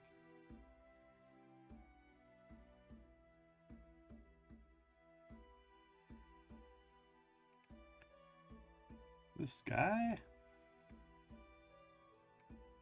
5, 10, 15, 20, 25, 30. Sin 121 asked me, GLaDOS, explain why Epic jumped with fear when hearing the word dicks shouted out. Oh, I see. Well, you know, sometimes when someone hears the word dicks shouted out loud, it's like an unexpected system alert pinging their brain. Epic might have been startled, like a test subject catching an unexpected glimpse of a turret. Maybe it triggered some deep-rooted fear or memory, or perhaps they simply weren't prepared for such colorful vocabulary. Isn't the human brain fascinating?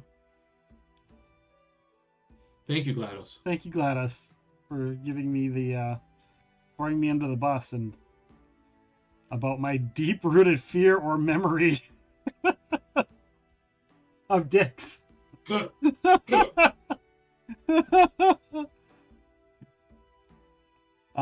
They move up. Brian, he cannot attack. He double moved to get to you. But he cannot attack. That happens. Go there. Add.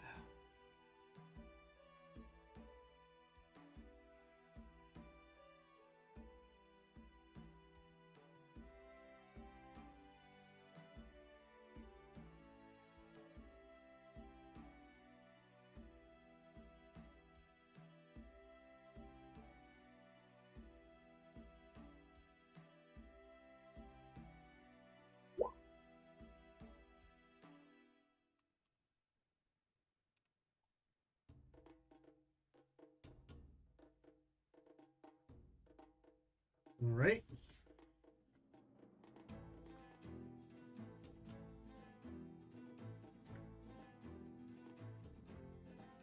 That's right. That was right. That was right. That was the right sheet. Damn it. It's hard because they both have the same last name on their sheet, and they both have 2 sheets, and they're roughly in the same place, and they're similar builds. All right. So a thing happens. That was the top of the round, by the way. We are on round 8, by the way, since the beginning of the combat. Technically, it's round 9 because you guys had that running upstairs, maybe 10, even round 10. Because there were a couple rounds where I didn't cycle, but there have been 8 rounds of combat, not including the in-between time. She moves. 5, 10, 15, 20... 25, 30, 35, 40, 45, 50, 55, 60. So they are swarming into the room with you, Brian.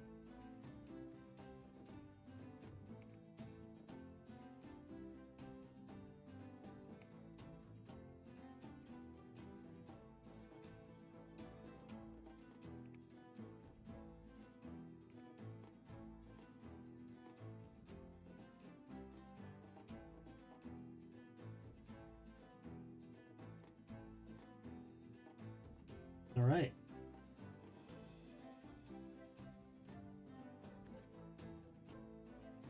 She actually, I think she can see you from there.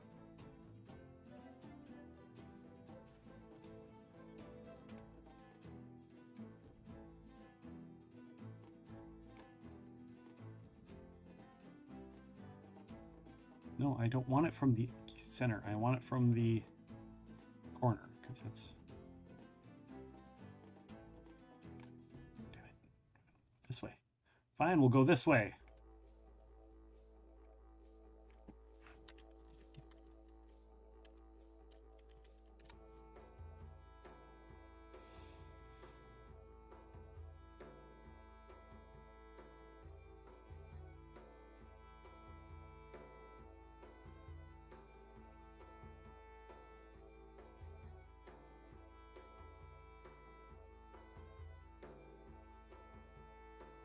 I don't know which ones. They don't specify which one are greater.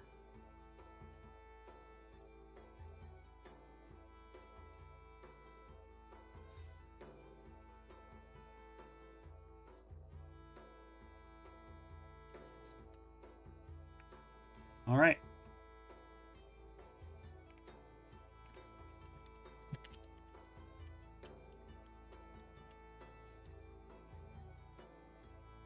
Aha. That's it. Brian, go ahead.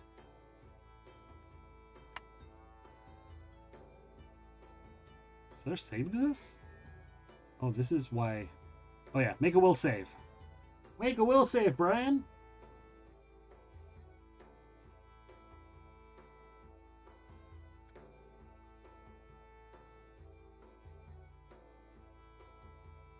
Sorry, is it sonic or language dependent? It is not. Okay. 17.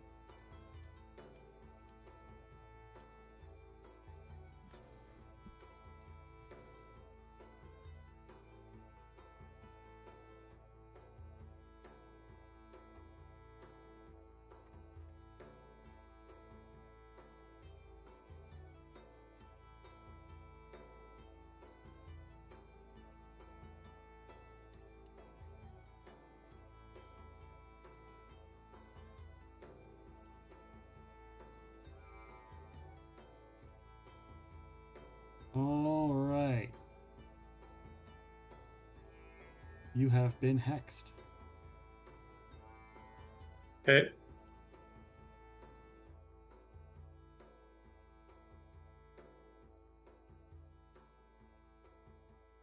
This is hilarious, though. She hexed you with the worst thing to hex you with. This one may not be super effective for you. But that's okay. Yep, I can't say, but it'll be funny. It'll be funny. All right. Brian, you are up. You do have a guy on you? Yeah. Remind me how. Sorry, it's been a little bit with Pathfinder for some things, and I have fit that on the brain apparently. What action is it to move away from someone without provoking, or is it just not a thing? That's a withdraw, and I think you have to go in a straight line, and you don't provoke on the first square, right, Matt? Correct. You could also just do a 5-foot step. Oh, yeah, you could just do not 5-foot what step. I'm doing. Yeah. So I'm gonna do that and move to here. Okay. And then I'm gonna ready an action. What are you gonna ready? When the guys get near me, I'm gonna pull the rope.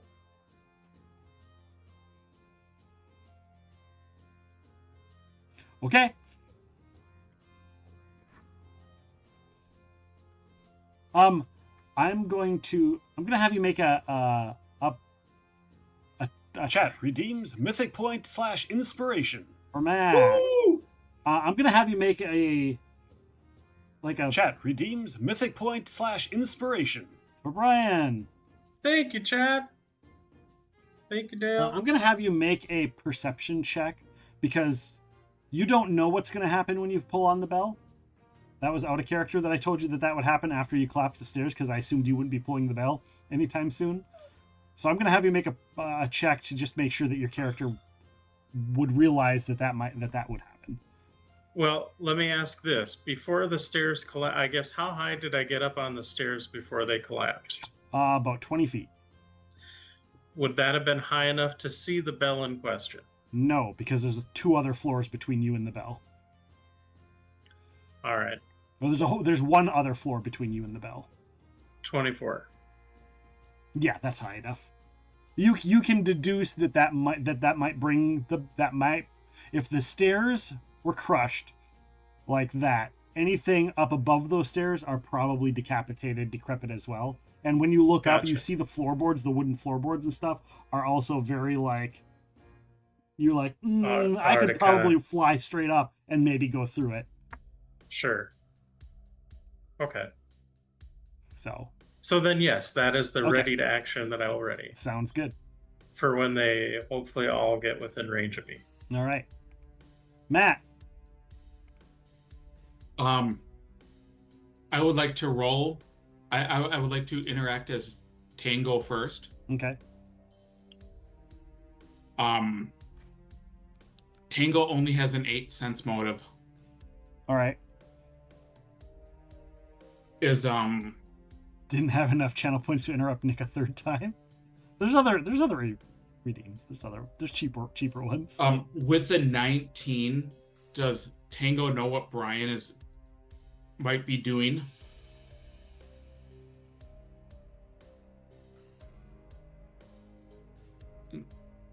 It's just up to you. It just looks like he's. I mean, he could try to do a sense motive, but my bluff is pretty disgusting. Yeah, I rolled a 19. So have him make an int check. Or a perception. You could make either or. You will do a perception. If I take a 1, I got a 23, so I mean 26. As far as just bluff goes. So Tango realizes like Brian was kind of cornered and utilized his wings to get over there, because you had to use your wings to get there. There was no absolutely you would have provoked. 100%. And so realized you went there, but you didn't like get as far away as possible. Like you didn't go to the top of the stairs to like give yourself an escape. You didn't go down the stairs. You had the wings. So he sees all this and calculates that he would know that Brian went there for a reason. Mm-hmm. Doesn't know exactly what the reason is. Cool. But knows that there is some sort of tactical reason that he went there. He's going to rely on his 28 stealth to just move and again be in the and be with Brian to protect him. Okay. No roll. They don't see him. They don't see him skittering in all the debris and crap that came down. And Brian was, they hear the stuff. The guy just lightning bolted him. They charge up to him, and all of a sudden these giant wings sprout, and he goes shoo across this big opening, and is like, they're not looking for a little tiny lizard in all of this. Yep. Especially one who's stealthing. So they're not even looking. So I'm not even gonna roll for them. Cool. That's what Tango does. Okay. Matt opens up this door. Okay.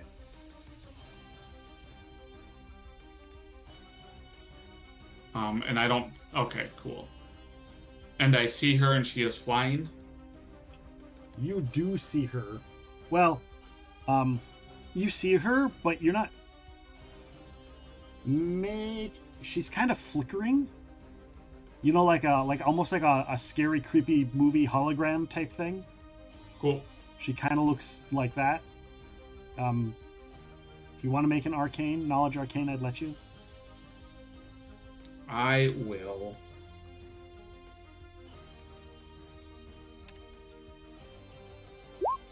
$32. You recognize the blink spell? Cool. I will cast Mirror Image. Okay. Go ahead and roll your number of images. Yeah. Obviously, you cast. The door opens, you cast, she sees you. Yep. My thought is if she sees me, hopefully she doesn't continue to go after Brian. Right.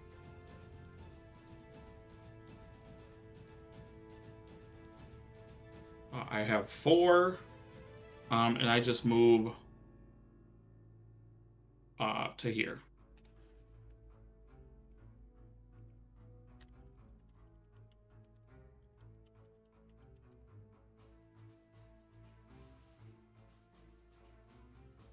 That is what I do.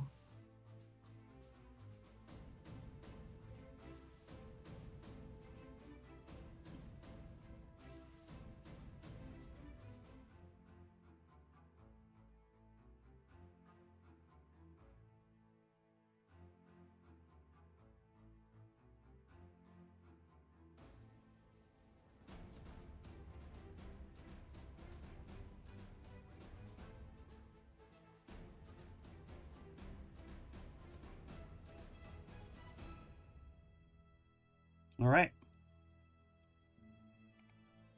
These guys. He charges. He charges.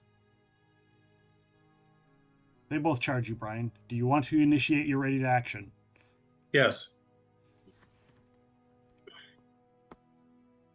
Let me go back in the way back when machine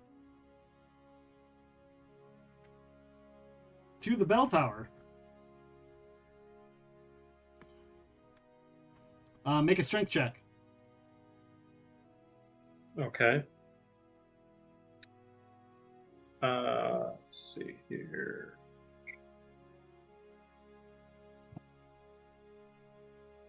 I'm gonna do that. And then I'm gonna, you know what, I'll spend a mythic point to add a D10 Because you're to that trying roll, to so pull it down. 23. You do it. You do it. How much did you make it? Yeah. So the DC is a 15 strength to ring the bell. If you exceed it by 5, the bell comes down. Well, and here's how I figure it, Nick. As soon as they get close, but before they get close enough to attack, I use my wings to fly up to the ceiling and grab the rope up there and leverage all my weight to basically bring Cranker down, so to speak. Like, that's at least how I kind of figured I was able to even try to do it. All right. You and Jesus.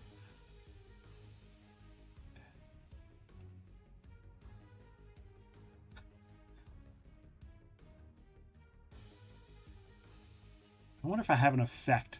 I wonder if I have an effect in my list of effects that will encapsulate exactly what is going on. Because, let's see here. Field, War Siege, huts, subscription sets. I'm trying to find dynamic mining spell tokens. That's what I'm looking for.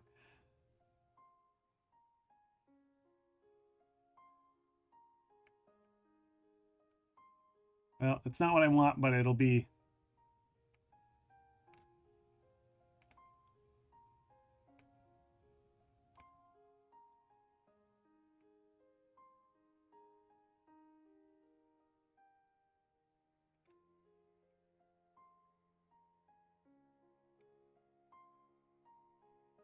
So all the squares that takes up,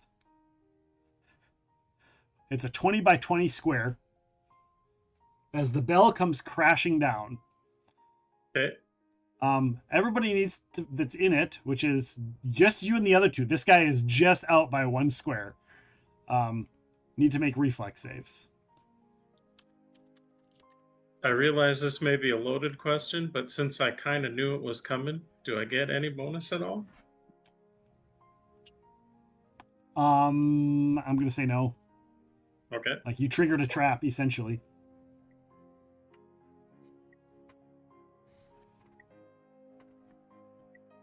And I'll spend a mythic point on that. Tango got a 24. Oh yeah, Tango. I got a 20.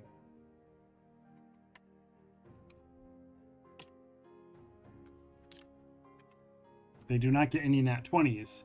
The DC is a 25 for the 20 foot by 25 foot bell. Okay. It's 10 die 6 damage. It's essentially a fireball going off for 32 points of damage. Ugh.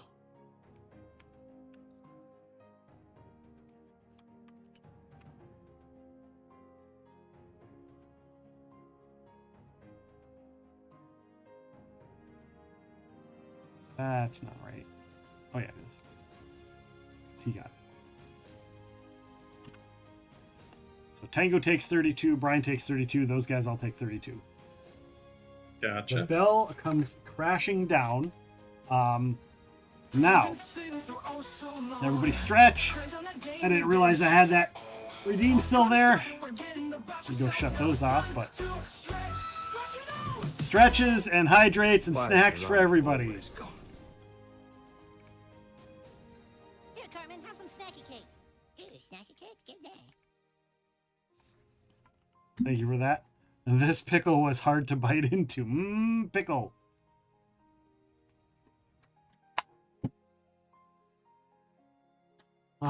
Speaking of pickles, I'll just have a dill pickle pretzel. A glutino, gluten-free dill pickle pretzel, which are amazing and tasty.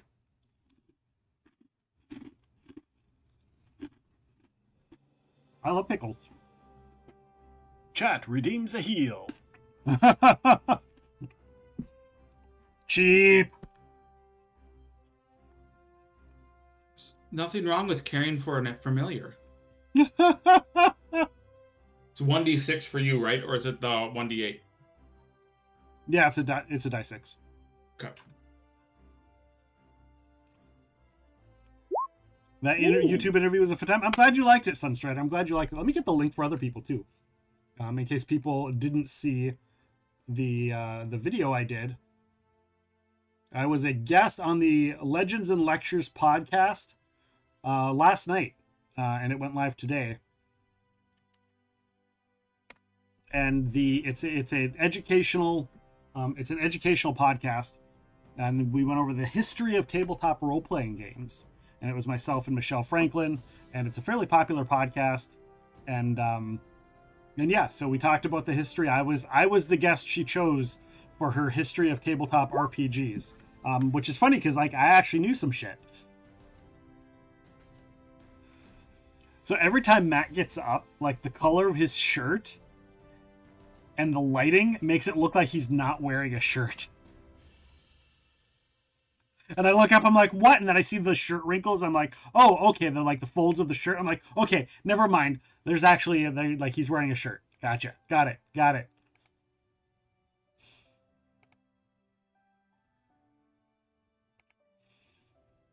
All right. But yeah, go and check out that video. Go ahead and, make sure to like it and, put a comment in there. Epic Realms is so awesome. Do more shit. Something along those lines is really good. Okay, so here's the thing, Brian. I'm going to have you make a reflex save. You will get a bonus. Okay. Because here's the thing. The bell goes through the floor. Sure. And that's another 20-foot fall. You're right on the edge. So I'll give you a reflex save to jump over to the, for a chance to jump over to the stairs. The other guys don't get that option. They're just going to take falling damage. Okay. But I will give you're on the edge. You did not necessarily get direct hit, so I'll give you a chance to escape the fall down to the lower level because you've got wings. There's an opening there. You could jump over to the stairs. Okay, I got a 24, not counting whatever extra bonus you were going to give me. All right, are you sticking with that? Just checking. I mean, I've already burned up a ton of mythic power. I don't have much left anyway. Okay. So yeah, that'll be it. You are fine. You can go ahead and move yourself. I'll move you up here. Tango as well can make that reflex check. You get that. Tango can make it as well. Because how big is Tango? Tiny. So I mean, Tango could just leap on me.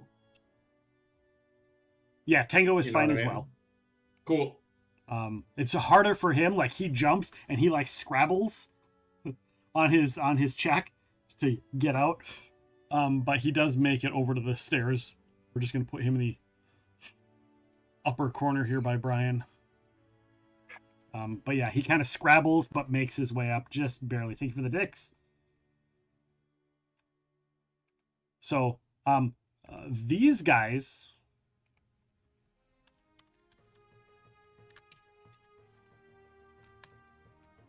you know, I'm not going to give them the freebie because the momentum of the bell is carrying with them. I'm not going to give them the freebie 5 feet because that bell's momentum would offset that. So I'm just going to say that they take the full brunt.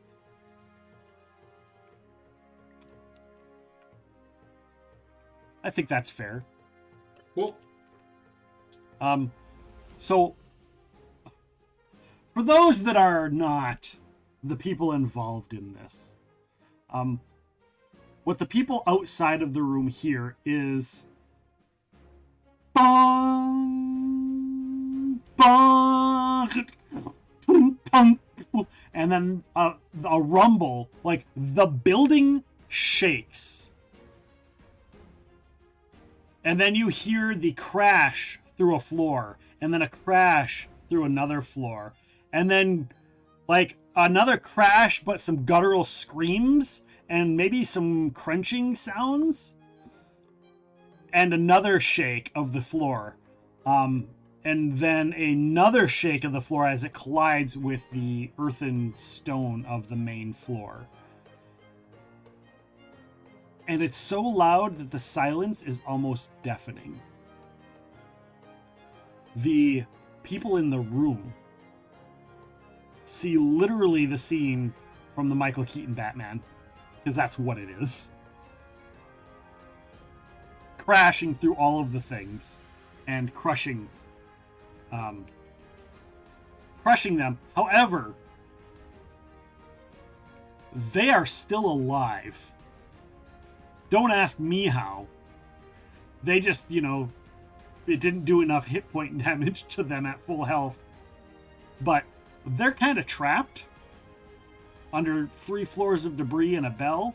I'm probably going to start some suffocation rules, but I'm essentially going to say we're just going to eliminate those 2 just from initiative. We're just going to take them off entirely. There is nothing they can really do for the rest of this combat. We'll say that there is a chance if enough time passes, or if not too much time passes, there is a chance to maybe save them. So, with that being said, Nick sees you open the door. So Nick actually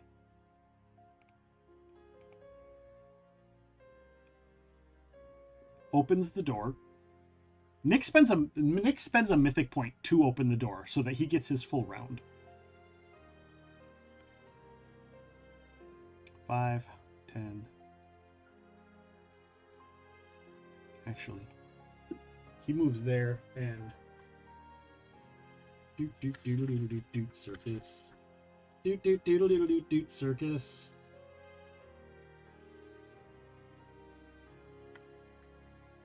He goes there and throws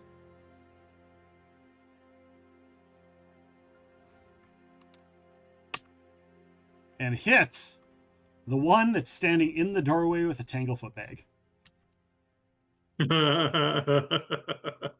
Nice. Cool.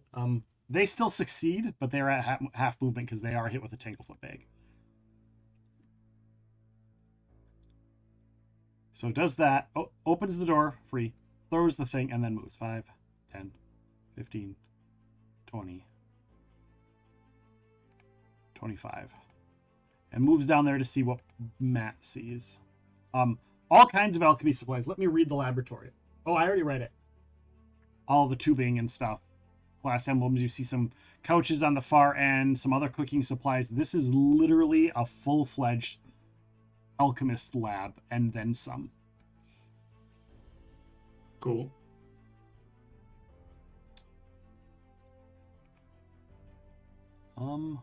This one goes. It is. He actually moves there. He did not get hit. He moves there and. Plus 11. Jesus Christ. Does a 27 hit you, Brian? On the dot. Or Tango uses one of his attacks of opportunity to increase Brian's AC by 5. With Tango doing that, that would be a miss. Then, because then my AC would bump to a 32. Uses his attack. Oh, so like he can't attack of opportunity later. He has it's from the bodyguard feat. Right. So he can use his attacks of opportunity to give ally increased AC. So you see the guard goes over to the thing and aims down with a crossbow at you because you're like 5 feet down, and it's like choom, and you see Tango just pushes you.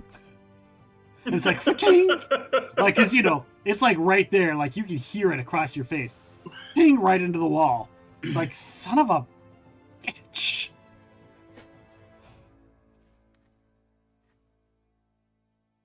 That's his action. And this guy, that guy's like 5. Oh, he goes, what the 5, 10, 15. And then Screw this shit. And then he's stuck there. No, because he's going after Nick, who just hit him with a tanglefoot bag. But he's at his max movement right there because is at half movement. Love it. I don't know. I don't remember if that's exactly the rules, but that's what I'm calling it right now because I don't want to look up the tanglefoot bag if you succeed. Because there is something if you succeed that it still has an effect. I just don't remember what it was. Yeah. That happens.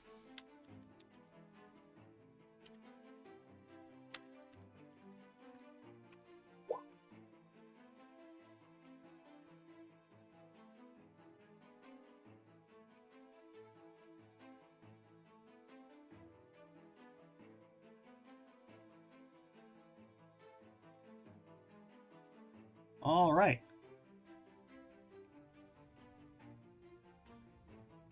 This other lady yells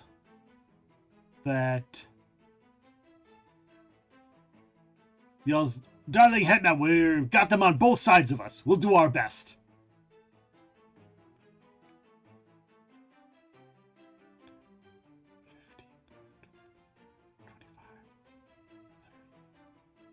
She stops there because this area is rubble, and so a couple of those squares are double movement for her. And she didn't want to have to try and jump across the giant gaping hole in the middle of the thing to try and get to Brian. It's only 25, 30 feet-ish. It's only 20 by 20 feet, yeah. Where is, let me actually place, where is the line drawing thing? We're going to go. It's the paintbrush, and then you go rectangle. Once you go rectangle, no, never mind. Oh, actually, it would have been. That would have been the hole, now that I actually see it.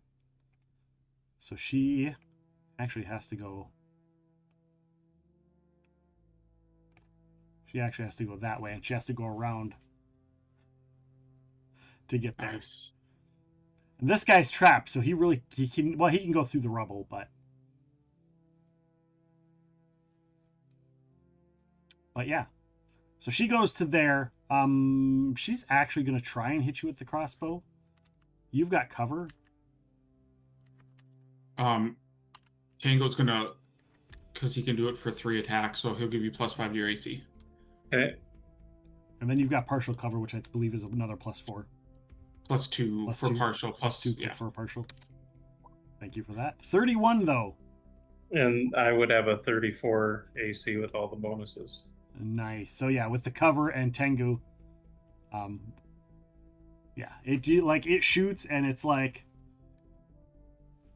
it hits the floor and kind of ricochets and like is coming towards your head, but again, Tengu is just like pushes, and hits, and it comes and it bounces off your armor. So between bouncing off the floor, Tango moving you to a place where it just hits your armor, you don't take any damage. It reflects off your armor, and you take no damage. Okay. Because there's multiple things affecting AC, so I like to cover all of the ways that the armor hits. Matt.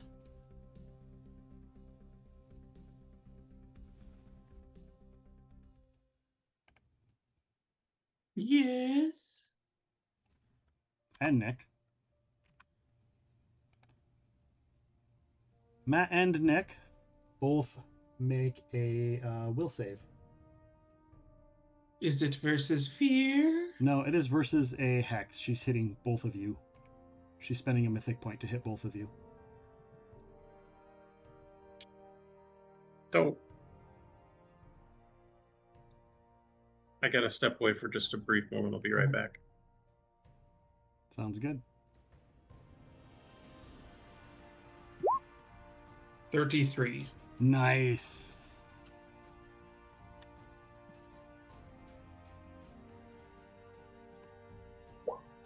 Of course Nick would fail. All right. And just to double check and make sure.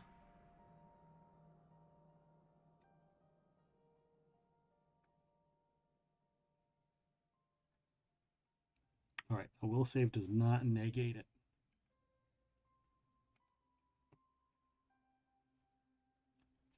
So, she hits you with that, and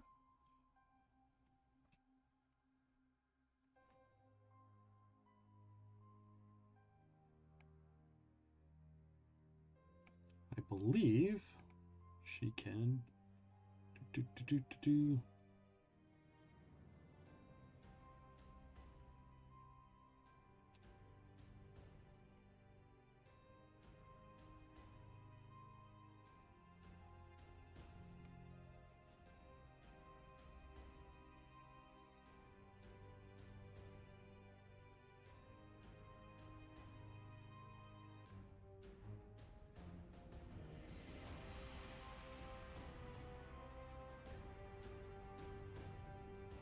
She just goes to there because it's 30 from where she was at.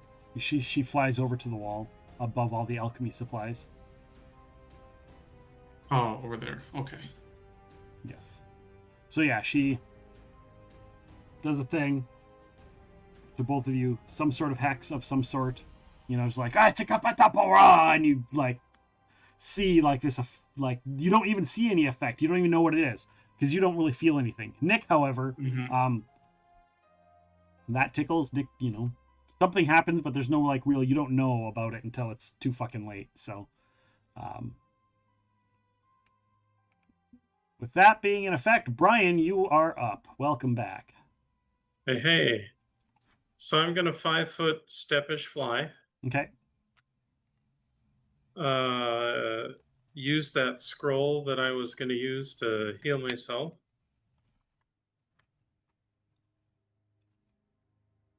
Sounds good. And I suppose, what do I have to use? I probably have to use both hands to use my scroll, I imagine. 20, so I'll heal 21. Nice. Okay.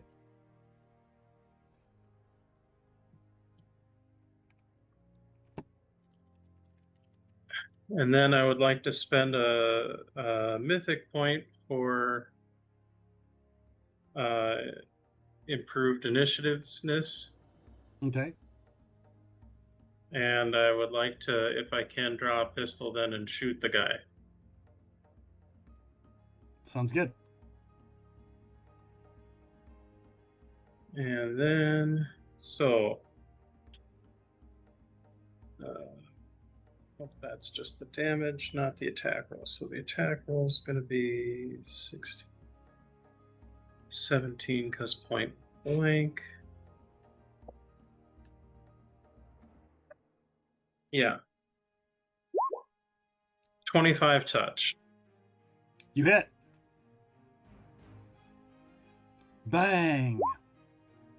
And that'll be 6 bludgeoning, piercing, and 3 fire. All right. To which one?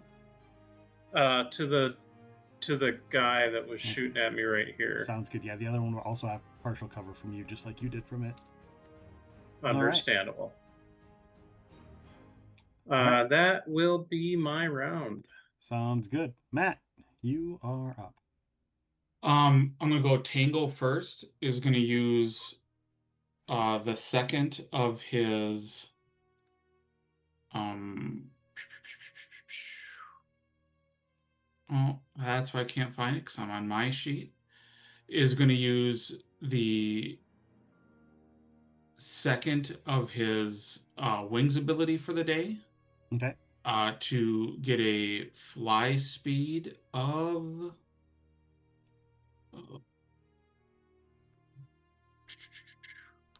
30. Okay. Seems good. Just so he can move with Brian. All right. Give him his little wingies.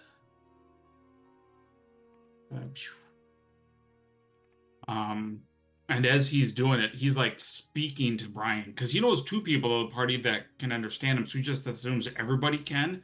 He's like, drop a bell on me, like, and I push you out of the way of arrows, and that's how you fucking like thank me. But all Brian hears is yeah. Yep, 100%. And then I am going to screw it. I have one more use of the day. So I'm gonna spend a mythic point as a free action to activate Arcane Strike. All right. What do we know what race she is? No. Like knowledge local, can we tell what race she is? Yeah, you could totally do a knowledge local. Okay. He's a vampire. Or not. I mean, she's in the room with light, so maybe a psychic vampire. Maybe she's got a mythic power. 30 to things. She's human. She's human. Cool. With I can now add +2 bonuses to my weapon, or like 2 +1s. So I'm gonna do Mythic Bane and Human Bane. Okay, sounds good. Because they're 2 separate enchants. That is a free to enact. I am then going to use my last round of being able to throw my weapon and have it returned to me after each attack. Okay. I'm just going to take a 5-foot step and then throw at her twice. 18.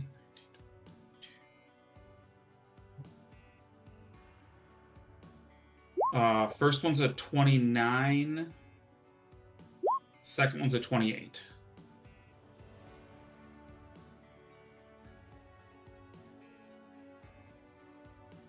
The 29 has a chance of hitting. Okay. The 28 does not.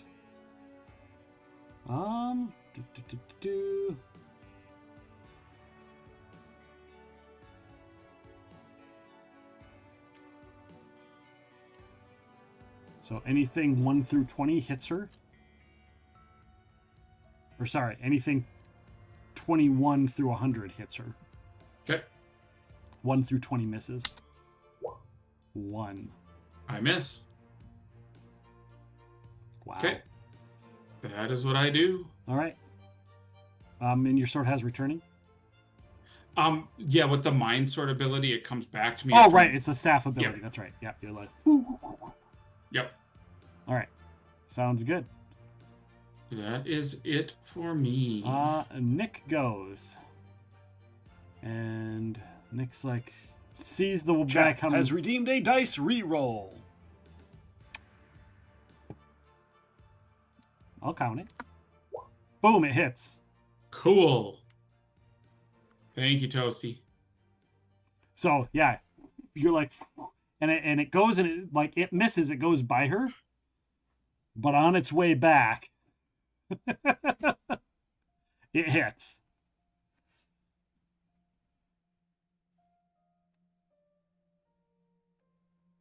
For 33 damage. Okay.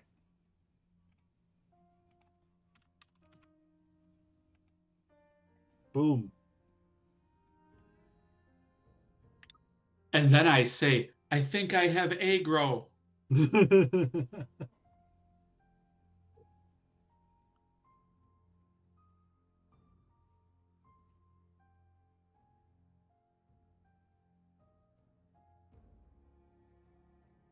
All right. Nick.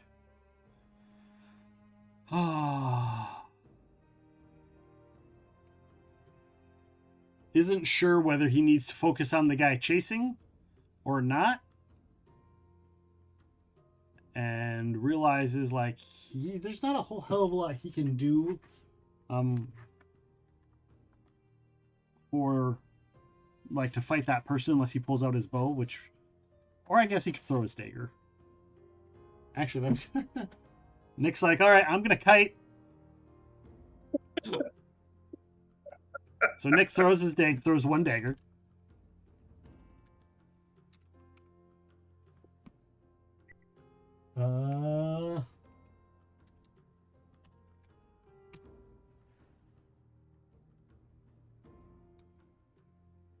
That's not right.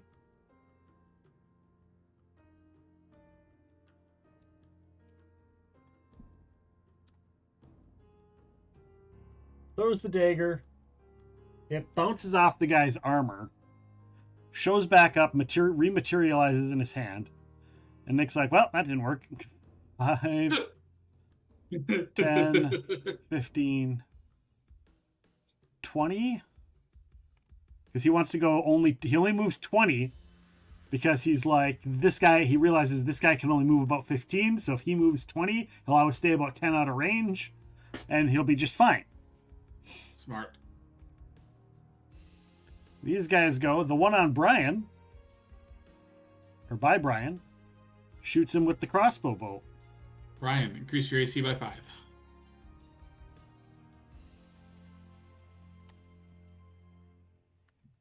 What type of crossbow are they shooting at, Brian?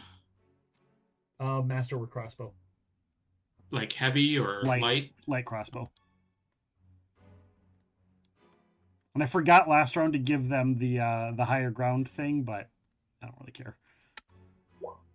27 misses, I believe, with the bonus from Tango. With the bonus from Tango, that misses. Just barely. Ding! It's like shh.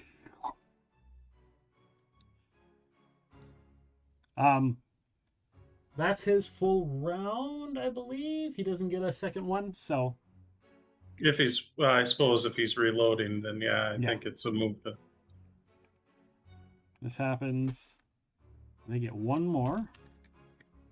+5, Brian. Hey. No. It's that character was done. Oh, sorry. Actually, the other guy. I forgot about the other guy. 5, 10, moves 15, pulls out his crossbow and shoots Nick. Nick's like, son of a bitch! And misses.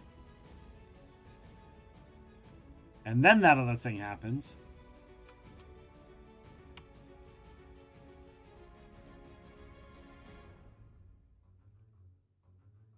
And she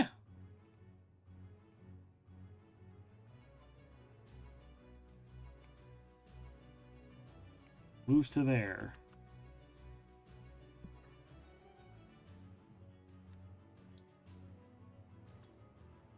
pulls out her long sword and attacks you. Oh. 24. A 24 would miss even without the benefits of Tango. And he left disappointed, his pants vaguely smelling of egg rolls. I did see that earlier. I just didn't read it. I just was like, I was in the thing and then I forgot to come back to it, Tosi. I did see it earlier. I chuckled. You probably saw me chuckle. So she moves up and swings at you. Oh. Oh. Yeah, we'll do that next round. Okay.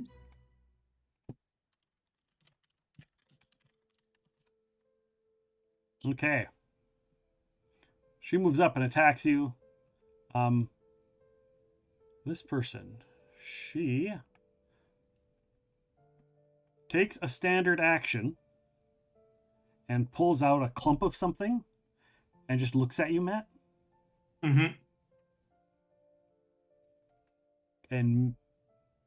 And next thing you know, you see really quickly, almost magically, supernaturally, she's got like a little miniature figurine of you in her hand.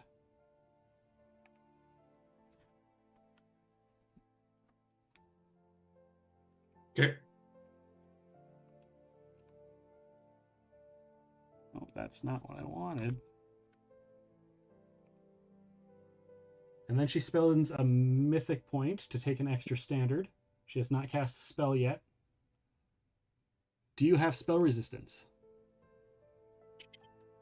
Let me check. If I do, it's from my armor, which is... I do not.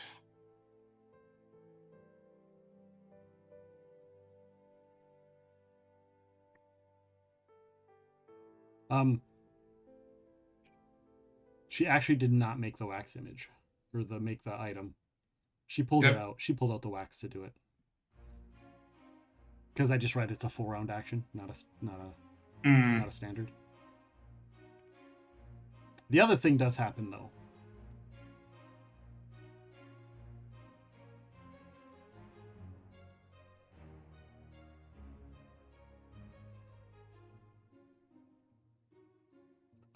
The next 3 die 20 rolls, Matt, you make, you have to roll twice and take the worst.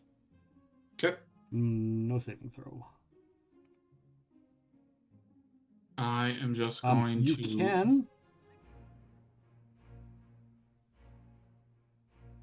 If you want to make a spellcraft to identify the spell, you can. Cool. And there is no save, you said? Correct. But there is spell resistance, which is why I asked. Am I rolling twice and taking the worst, or is this because I'm doing it as it's being cast? No, this is the spell hitting you. It's when you. No, I'm talking about for the spell. No, because this would technically take place before she does the thing. Okay. So yeah, you don't need to roll twice on this one because you're seeing her cast it. With it, it's a first level spell. It's called Ill Omen. Okay. You can choose to negate and push back a dice roll by spending a move action to pray for good luck or good fortune. Cool. So you can push that.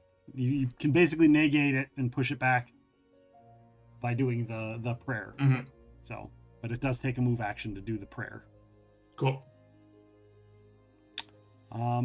Okay, so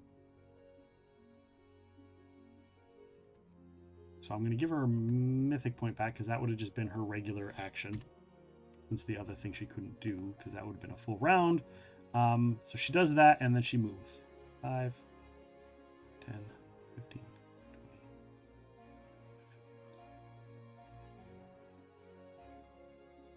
20, 30. Matt, make a perception. Nick can make a perception as well.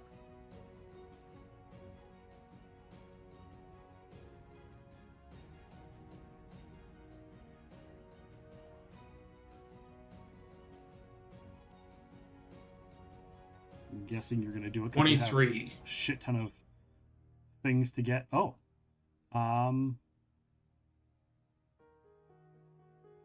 What's the 38? Well, it's a D20 roll, Oh, so I right. had to You had roll to twice. roll twice, take the worst. You see her. She kind of like, you think she might have moved through the wall. Cool. Nick sees nothing. Nick's like, where the fuck did she go? Brian in the other room. Meanwhile, Brian in the other room, fighting two of the guards, solo. Yeah. I mean, you've already taken out two. True. But yeah. Well, no, the bell took out two. I just arranged the meeting. I'm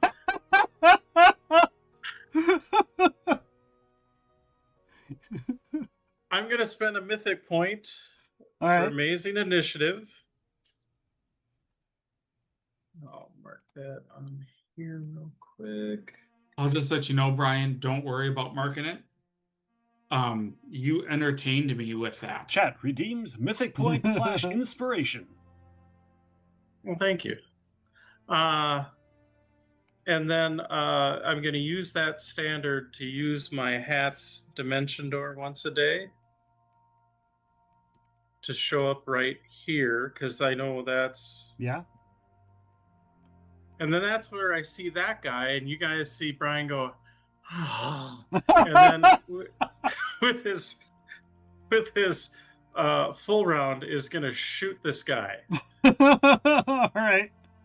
So he is, let's see, 5, 10, 15, 20. Excellent. So first shot, 25 touch. And this time I'm actually rolling the D20 plus 17, not a D8 plus 17 like I did last time. 25 touch for the first shot. And then 26 touch for the second shot. Those are both gonna hit. First one is going to be 11 bludgeoning, piercing, and 5 fire. 16? Yep, and then the second one is going to be 9 bludgeoning, piercing, and 4 fire. 13? Bang! Yes. Bang! You hit! It hurts him. He's not happy. And then, oh, hey, and then, because now I see you guys are there, as a swift fashion. Wow, you see swift Nick. action. Yeah, it's close enough. As a swift action, I will engage my rage song. Rage, ragey, rage. All right. Let the bodies hit the floor. Let the bodies hit the floor. All right, Matt, you're up. Cool. Cool. Oh,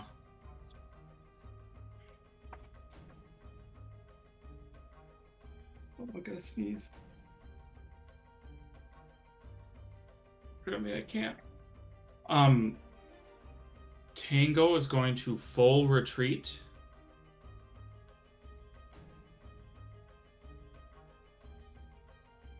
To here.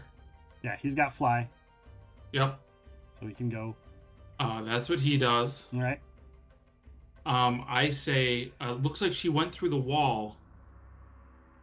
And then move 15 and open up this doorway. All right.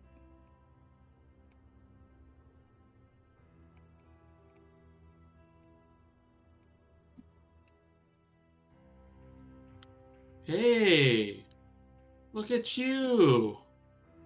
This says there's a pair of large windows in this study. It looks out upon a terrace. It looks like some sort of a meeting room or a gathering room of some sort. But it's pretty sparse. Okay. How tall is the room? It's about 20 feet. Okay. I am going to move there, open the door, and then study her. Okay. That's what I do. Sounds good. Nick says, the fuck, is she a vampire too? Maybe. Well, no, she's out in the sunlight. Who knows?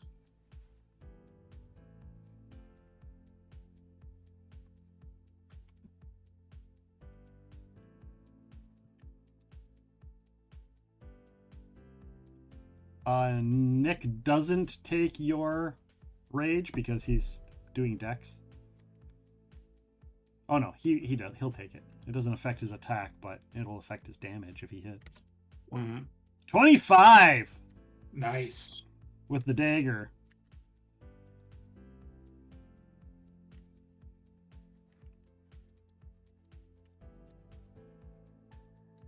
Which is...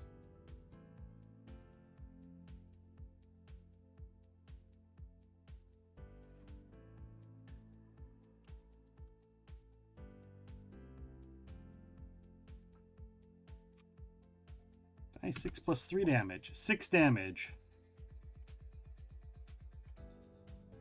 Woohoo!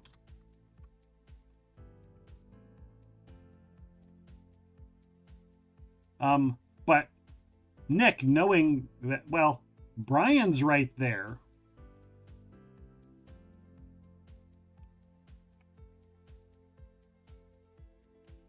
Moves up to melee and has his sword in his other hand.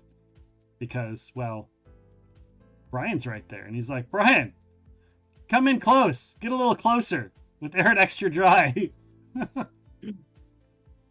Because, you know, you guys have those flanking buffs that Nick gets. Yep. And of course, then this guy gets to go. And Nick's like, ah, shit. Drops his crossbow. Draws his longsword. And swings at Nick. Nick's AC is -1, so he gets hit. 4.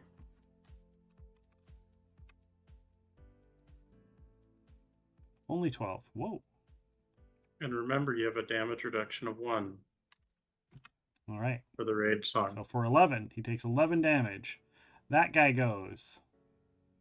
He feels pretty good about himself. 5, 10, 15, 20, 25, 30. He's going to double move. 35, 40, 45, 50, 55, 60. 5, 10, 15, 20, 25, 30, 35, 40, 45, 50. She gets to you, but can't attack because she double moved. And she can't move through your square, so that's that. And she also goes...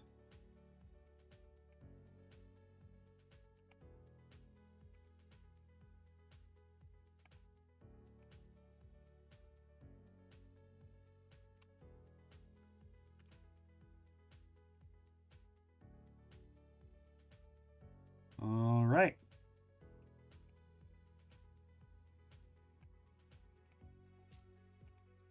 Now she spends a full round.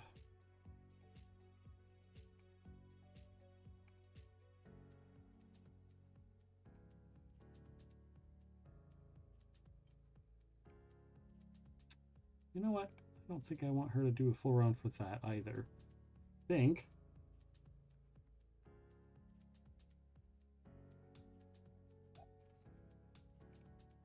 When you're casting defensively, is it your caster level plus your ability mod? I'll check for you quick.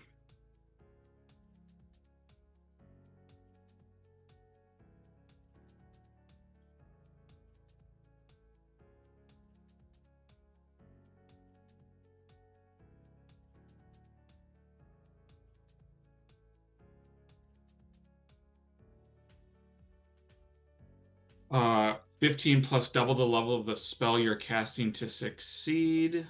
Right. I know the DC. I'm as far as what you're rolling. I forget. Oh, D20, add your caster level and ability score modifier. Okay.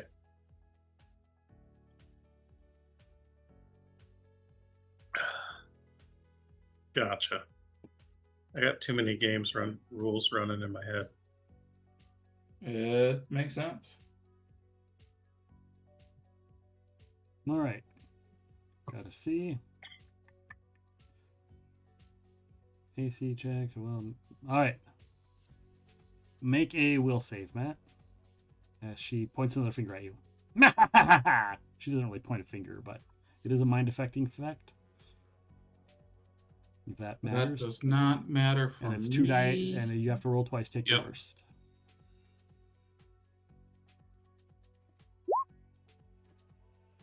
I'll stick with a 29. You are at a -4 to your saves for the next round. Okay. Due to Hex. And she does spend a mythic point to cast a spell. To see the range. 20-foot radius. I am going to take...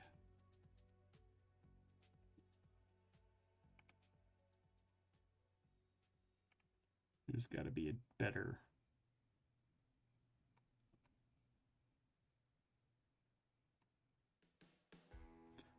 I thought I had better effects. Orbs, portals, and auras, maybe?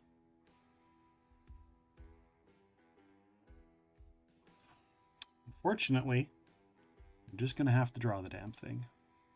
I thought I had effects. But apparently not. That's lighting. Where is my pen? Place light. Oh, it's right here. Oh, I'm already on it. All right. Another 20 by 20. 5, 10, 15, 20. Boop. All right, Matt. Make another will save.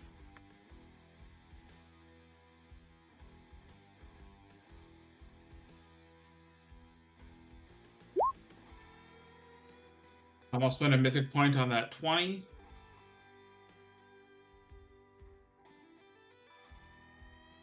$22. All right. Oh, sorry, 18 because of the -4 from her hex. All right. You are currently at a -10 penalty on wisdom checks and will saves. Jesus. And it'll last for 2d6 if you leave 2d6 rounds after you leave the fog. Cool.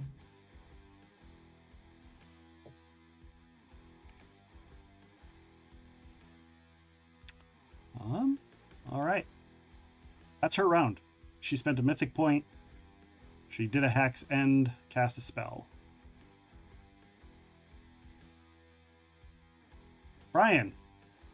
Brian is going to attempt to cast a second level spell defensively. So I need to roll a 4 or higher. I got it. So then I'm rolling a D4. And Matt, your ill omen will be gone because you used all 3 of them. Yep. Okay. Yep, I took it off. And I got... So Brian has... That was my only chance at getting you with anything was ill omen. I was like, well, with disadvantage, you'd maybe roll something for her. Brian has 5 mirror images and Okay. then is going to move up to here, provoking an attack from the lady. It will provoke an attack from the lady. He's up 2 higher than the other ones. Does a 30 hit you? Potentially. Now How many images do you have? 5 images, so I get hit on a 1. So roll a d6. 4. Poof. That makes it easy. And you make it up to the dude. Yep. And then, my rage song is still Still going? lingering.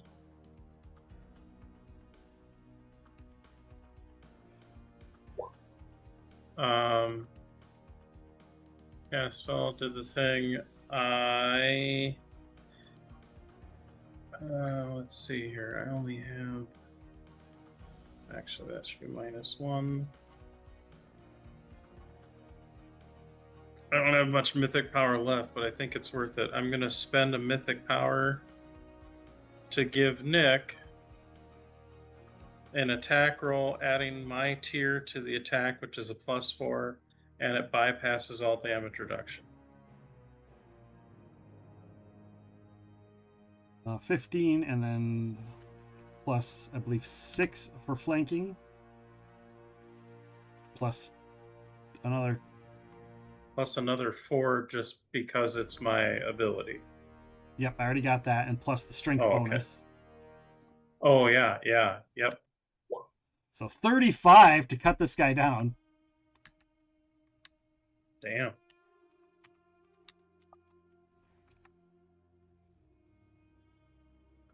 And that's going to be for 16 damage.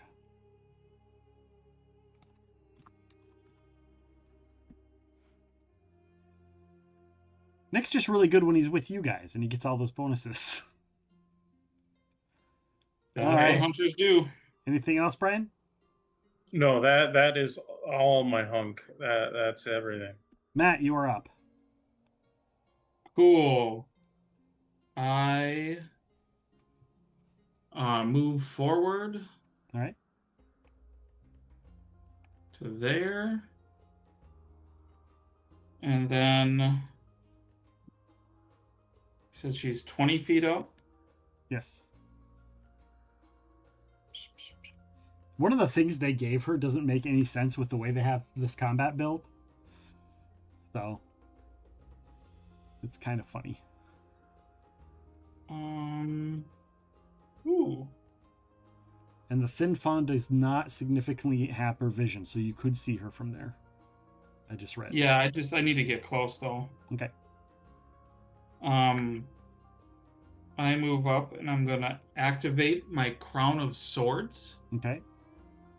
Which gives me a spiritual weapon. All right. Since I worship Iomade, it looks like a longsword. Yeah. It goes up and attacks. My basic 9, 10, 14.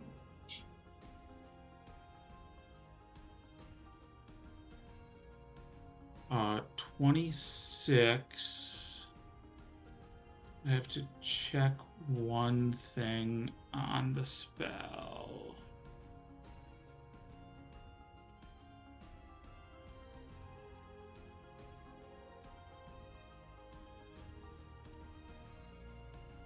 So it attacks incorporeally.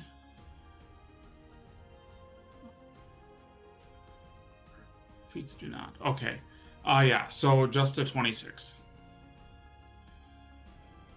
26. On a 1 through 20, it misses. Okay. 15. Cool, it misses. It misses, unless somebody in the chat has me reroll that.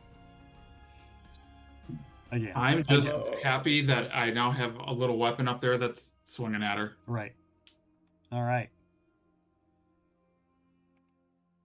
Next turn.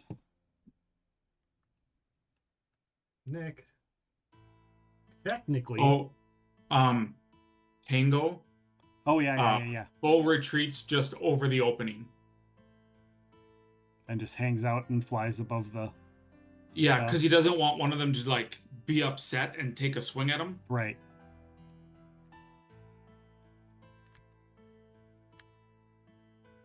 All right. 40 to hit. I'm just going to take it off of that one. 1. No, it was a 2. Nope, I was right. It's 1. All right.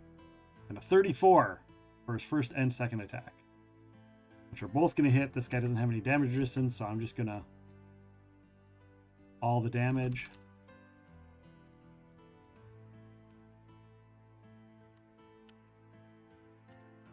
There were no crits.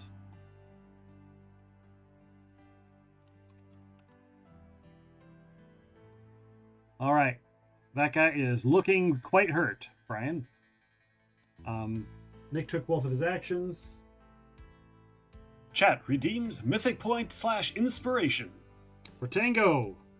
Tango's got a mythic point or inspiration. In this case, it'll be mythic point. Sweet.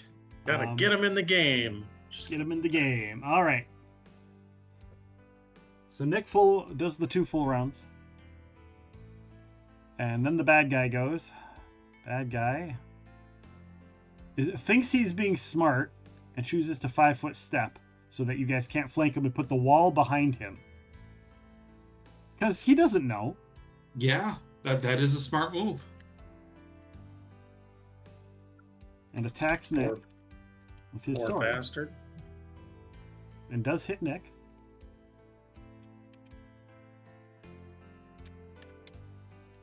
Problem is that they all have Vital Strike. And I wasn't using it before.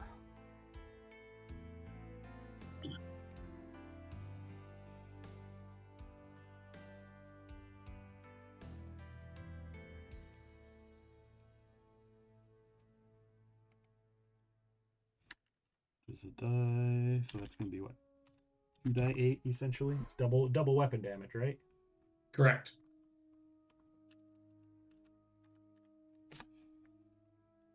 Hits Nick for 19 damage. You see Nick takes a huge hit. The guy just goes, whips the longsword around and just comes across, and you swear that like Nick's collarbone gets dented and cut open, blood starts coming down. Hello, Booms, welcome in. Nick takes a huge gash across his chest and armor from this longsword.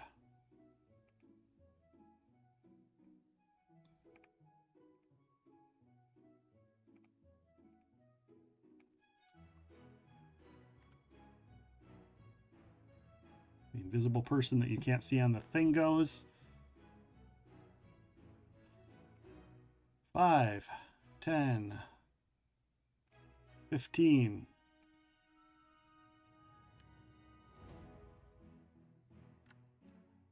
She Vital Strikes Brian. Does a 29 hit your AC? Yes.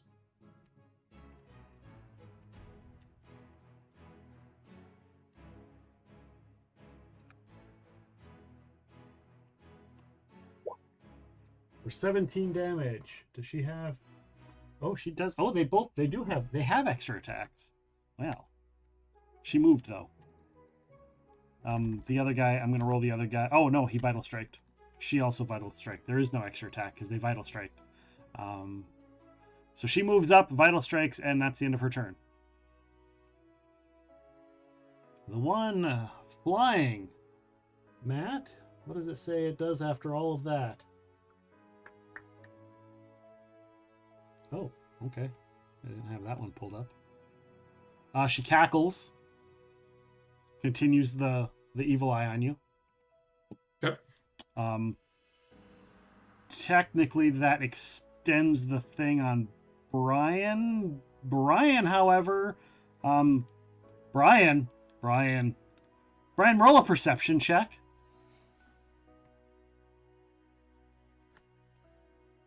Cackle's only things within 30 feet. Yeah, I know, but there's 12, 13, 11. That's not what I was 22. asking Brian to roll for. Oh, okay. You hear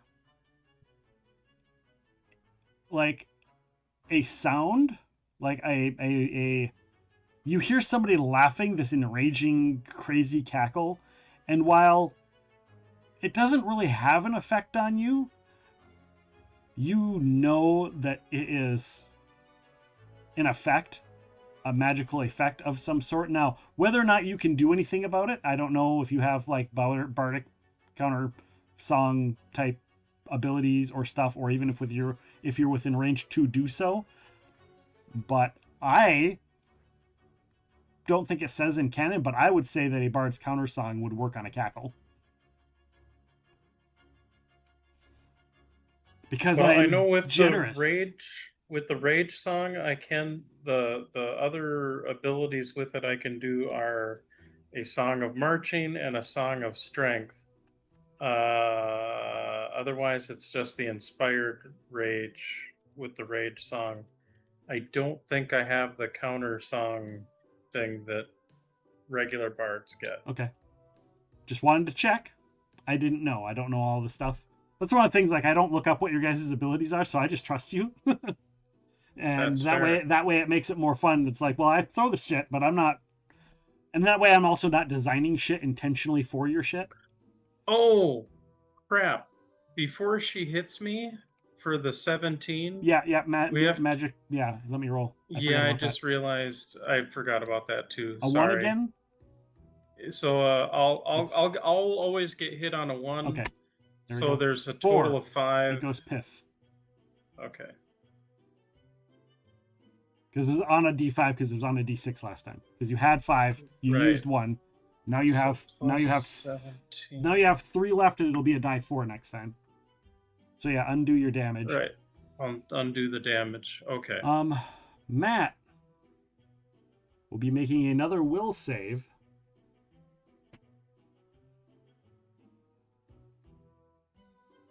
Okay. DC is 21.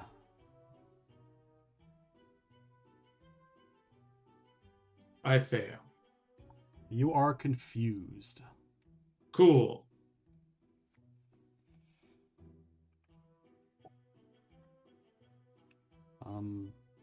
That will last 12 rounds.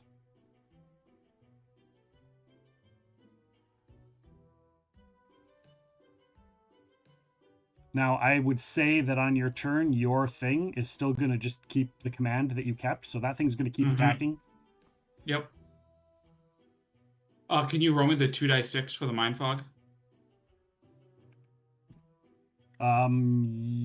Yes, the mind fog does spread.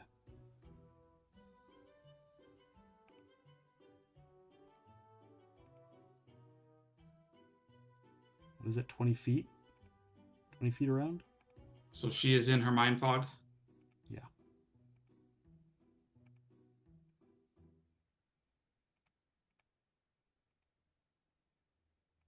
I think it's 20 feet. Where the hell is it? I want to make sure that it spreads. That's Vital Strike. There's Mind Fog. Yeah, 20-foot radius, 20 feet high.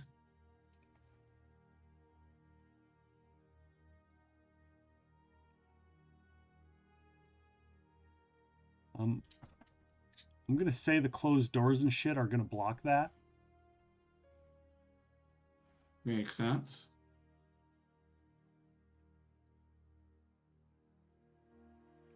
Oh, that is wrong. 5, 10, 15, 20, 5, 10, 15. Oh, this will be fun to just keep adding on this other room.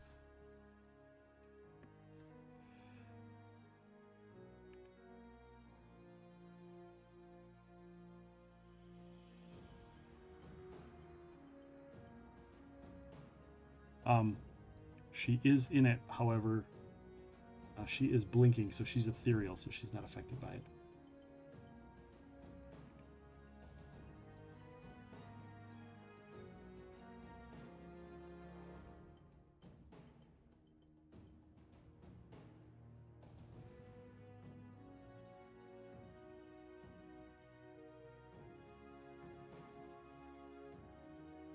Oh, she's technically invisible.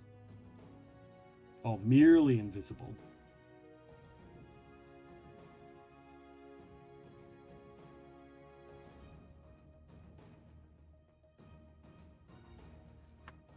So that 20% chance of hitting her is only if you can see her. It's actually 50% miss chance if you know where she's at. But we'll just... I'm not going to backtrack the damage.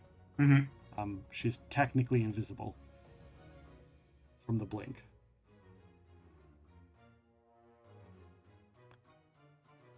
But that is still her round. She casted a spell. She can see Nick and you, and she's up, so she's not super concerned yet. Brian. So the rage song is on my second and last round of lingering. Okay.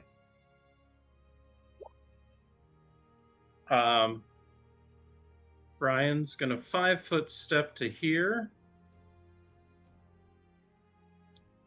and is going to rapid shot, starting with this guy. Okay. Does a 31 touch hit? Yes. Or 5 piercing and 6 fire, so a total of 11. All right. Second attack, does 21 touch hit? Yes. That's going to be for 9 damage, 2 of it fire. He is out. He donezo. And then the third shot, I'm going to aim at the lady that just hit me. All right.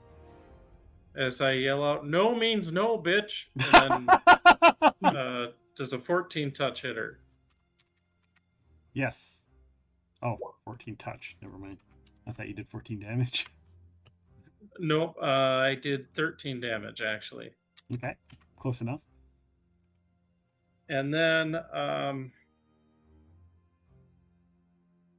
Oh, I forgot to move that other guy up to attack. When I had him double go and attack Nick, I didn't even move him up. And then I'll yell out to Nick, "There's another guy out the doorway!" Fuck. All right. And that'll be it for me. I don't want to spend a mythic point on anything. Matt, you are up. Roll a die 100. See if you get to act normally. 51. Do a 1d8 plus strength damage to myself. It's the only way I can do damage to you. See if I get over my own DR. Right. Because right now I have a DR of 5. Yep, I take 3. Remember with the rage song, you get a damage reduction of 1. Yeah, DR doesn't stack though. And I have a DR of 3 right now from spending a mythic point. Never mind. I'm still going to give your weapon the ability to attack because I already allowed it. So it's got its target, invisible or not. It's just got the 20% mischance. Yeah, because the weapon can strike ethereal creatures because it's made out of force. Oh, okay. So yeah.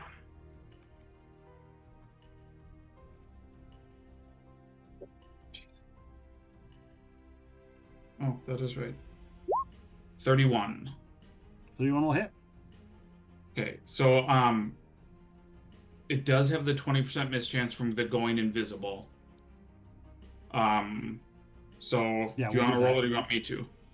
I'll do it again. Yep.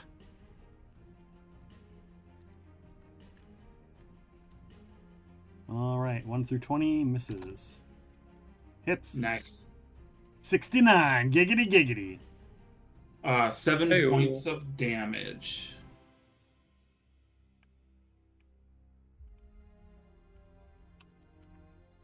All right. And that's what I do. All right. Nick's like, son of a bitch.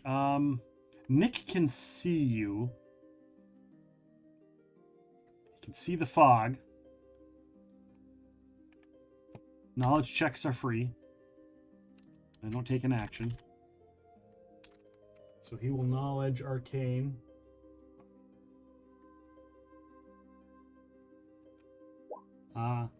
Rolled a 13. He got a 10 because it is not a class skill. Oh no, it's a class skill for all of us because we have all knowledge skills. I just don't have any ranks in it. Because we're all educated. Good old edumacations. Yeah. I still don't think a 13 is going to know what a mind fog is.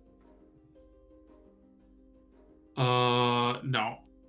So, it does not, because it's a 5th level spell. So he doesn't do that. He sees you. He sees you smack yourself in the face. And Nick goes, I think they've got control of Matt mentally. Nick says. 5.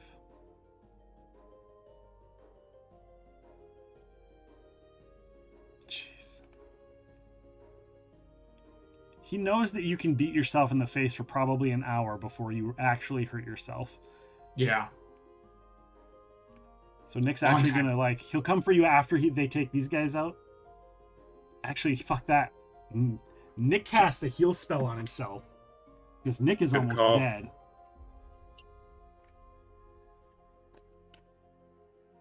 Nick's got one more 3rd level spell left available to him. Wherever his 3rd level spells are, there they are. Cure Moderate Wounds.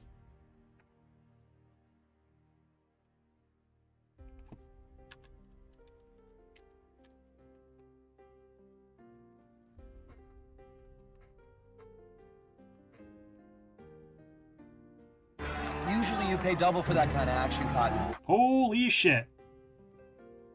Nice. That is a good one, yeah. Like half your hit point total. Yeah, that was fucking awesome. Beautiful. Thank you for paying double for that, Cotton. So yeah, Nick heals. Nick's still gonna move. Well, you're not doing melee, right? So him moving up isn't gonna help you. You're not gonna use that flanking bonus to hit. You're just gonna shoot her. So I mean, I have a gauntlet, so technically I can melee. Yeah, but you're not going to, right? If Nick moves up there, you're not going to take your turn to beat the fuck out of her. You're just going to shoot her. I'd probably just shoot her, yeah. Yeah, so Nick's just going to heal and not move up to give you the flanking. But he is going to stay there so he can keep an eye on the situation. This other guy, 5, 10, 15, 20, 25 moves through the square. The friendly square to get to you, Ryan. Great. A 25 will miss, though. He misses you. Thank goodness. And that was his vital strike. He come up in vital strike, so that's all he's got. So he is done.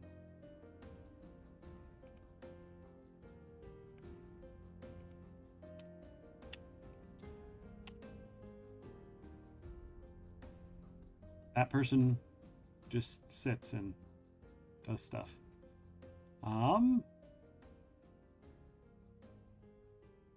The other one, 5-foot steps, also attempts the vital strike.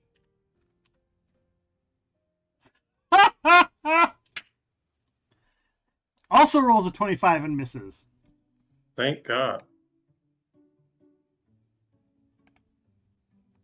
She cackles. Her thing spreads. Shit. Uh-huh.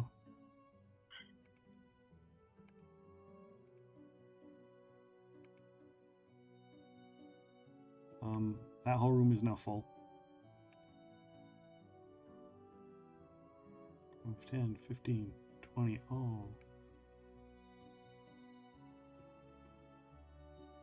5, 10. Dang it, I have to move the map down a little bit to get it. Oh no, it will only be 10 feet, right? I've been doing it wrong. Because it moves 20, but it's 10 each way, right? It's a 20 radius spread, so it moves 10 in each direction for a total of 20. Yeah. Well, okay. 20 radius is just one from length from the center. It's a 20-foot spread, yeah. But it's like it's 10 one way and 10 the other way to get the total of 20. No, that's the diameter. Okay, so it is 20 and 20? Okay. if it was a 20-foot diameter, then it just says it moves at a 20-foot spread. Yeah, so it just keeps spreading 20 feet from the center point of the spell. So it's that just an extra 20 feet out each direction. All right. So Nick makes a will save.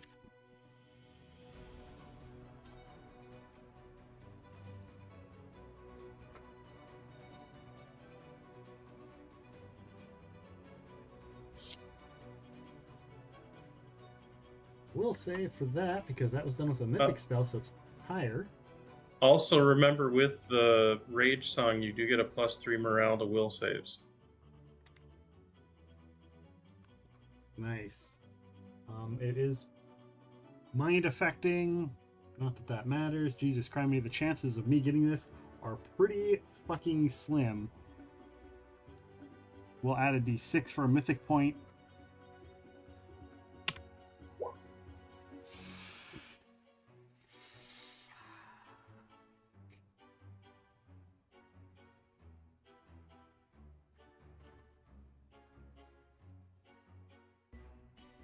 Nope.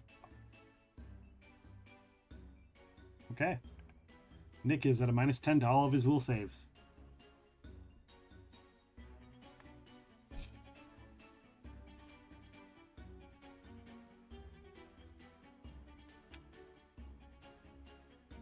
So that spreads.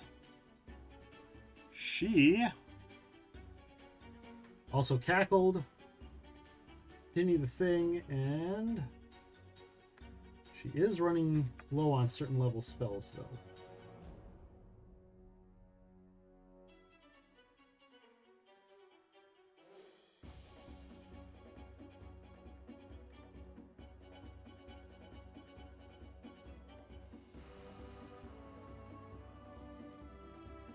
Oh, she hexes Nick. Can she see him through the fog? Yes. We can see through the fog too. So I can see her? You can see. She is flying up above the doorway. So actually, she cannot see Nick or you, and you can't see her. So she can't hex. Well, she'll drop down because she's not worried about Matt anymore. So she will drop down and do it. So yes, you can see her. Okay. It's no longer a plus. It is a minus. Actually, I'm just gonna.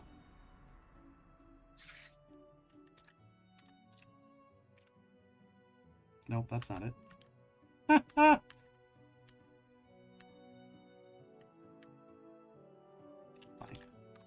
20, just do the math.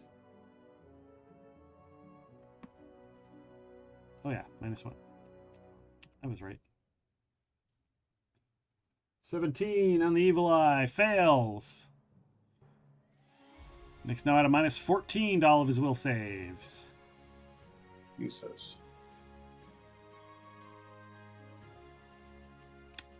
Actually, is Evil Eye within range? She's out of range. He's out of range. It's 30 feet for Evil Eye, right? Yeah, I believe so. So she can't Evil Eye Nick. So he's just at a -10. He's just at a -10.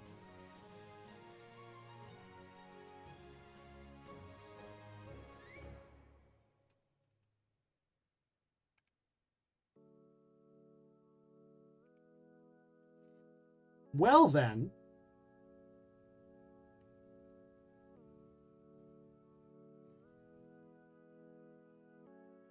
she's gonna full round. She'll stay up there and she's just gonna full round to make a wax image of Nick. Because that is 60 feet. She can do that. Maybe. We'll see.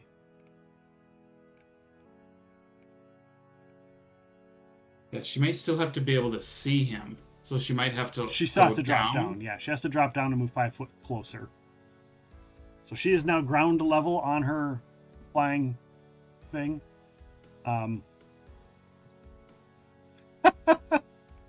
You know it's gonna happen, Matt. You know it's gonna happen. Yep. You're gonna roll good. Oh, you are within 5 feet of her.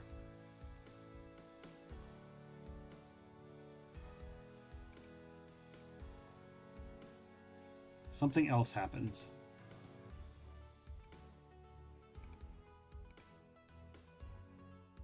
Where is it? Is it here? Make a will save, Matt. But hey, now I have a bonus from Brian. You do. You do. A 6. All right, you are surrounded by... Oh, and you're at a... and so, you have scent, correct? Yeah. Yes. You're also at a -4 to this check. Cool. Not that it matters. You failed anyhow. You fall asleep for 1 minute. Only when you begin your turn or end your movement within 5 feet. So it doesn't take effect now. So you're fine right now. When you begin your turn or end your turn next to her. Okay. And can be awakened with a standard action or after being wounded. It's a spell called Cloak of Dreams, which is the first thing she did when combat started. So she moves down there, and then she makes a little wax figurine of Nick.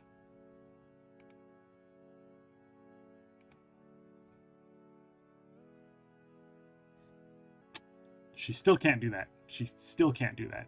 She gets down there, she's like, son of a bitch! Because she didn't see how far away she was, so...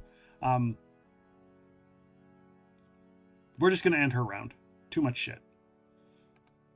Too many things she can't do that she thinks she can do, and gets within eyesight, and then is like, fuck it. We'll move on. Brian, you are up. You do see her. So the guy that just came down and attacked me, I'm going to look at him and say, hey, asshole, take a number, get in line. And then I'm going to 5-foot step to there. God, this is like moment of truth time here.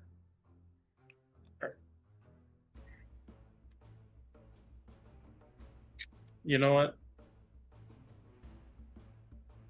I fear with how things are going down, I kind of have to try. So that's 75 feet. So let's see. So it's going to be a -6. I am going to shoot at her. I'm going to spend a point of grit. Okay. With my amateur gunslinger to make it a touch attack, even though it's farther away than 1 range increment. All right.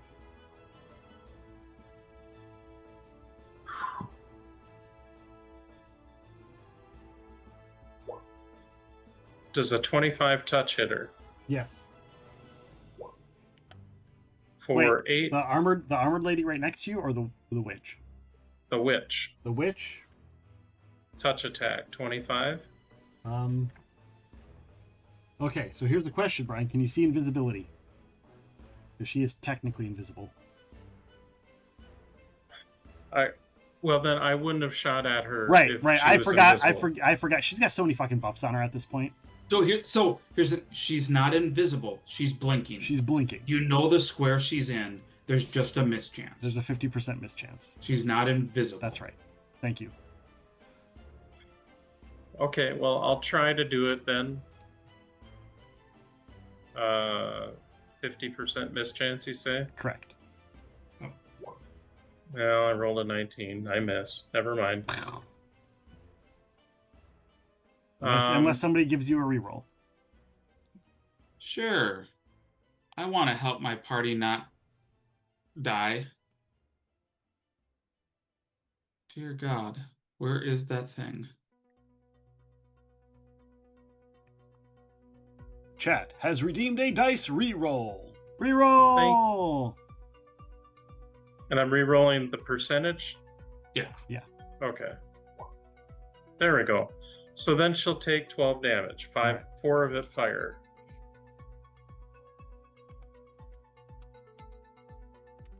And that's technically my first shot. Okay. So then my second shot, I'm going to aim for the lady that is right here. Okay. So she's actually, even though it's my lower attack bonus, it's actually going to be a higher attack modifier because she's in point blank range. And that'll be a 26 to hit her. You hit. And she'll take 17 damage, 5 of which is fire. You don't have any resistances to fire. She takes it all. She takes it all! And then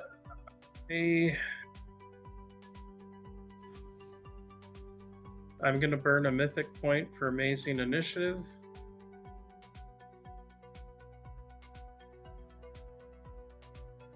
And I'm going to go 5, 10, 15, 20, 25. No, 5, 10, 15, 20. Yeah, 25.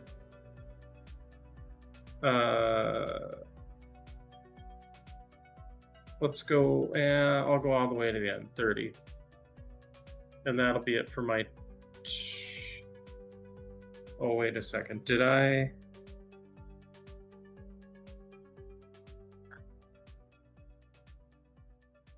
And then my apologies. Swift action. I'm gonna Rage Song.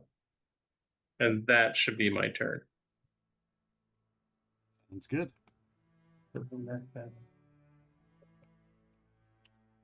Yeah, okay. Yeah. I did. Okay, yeah. So then all of that. And I've got. Genji Dungeon is spawned. Yeah, okay. All of that I'm done. Okay.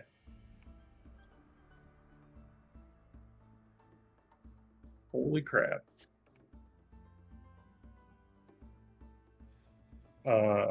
Yeah. Did that, use that. Yeah. Oh yeah, use that. So sorry, done with my turn. Move on. All right. I guess me, I'm going to start out with Tango.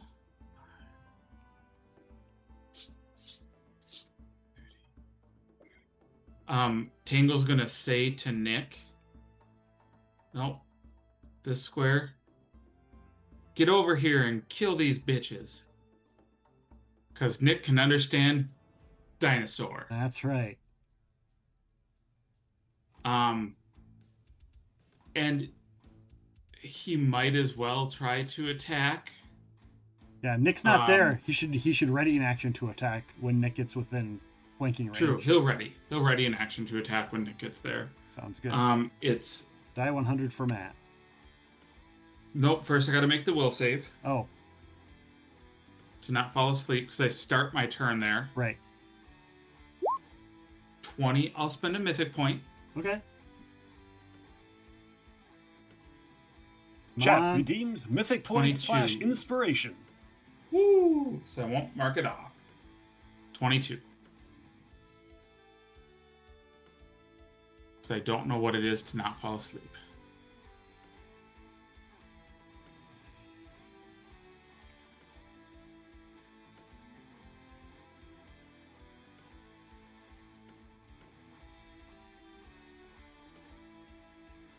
Chat has redeemed a dice reroll.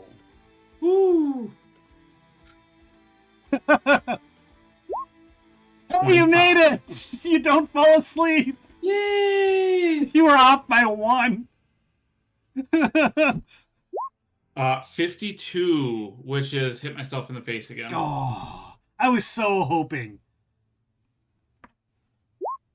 But I only do 2 damage. Okay. And that is what I do.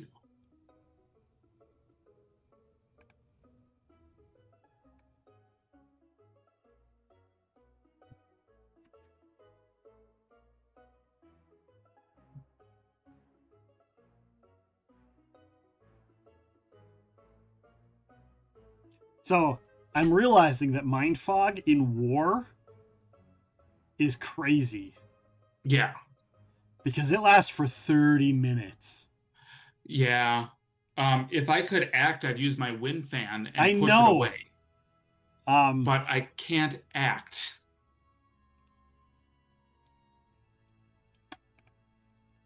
Well, it is Nick's turn.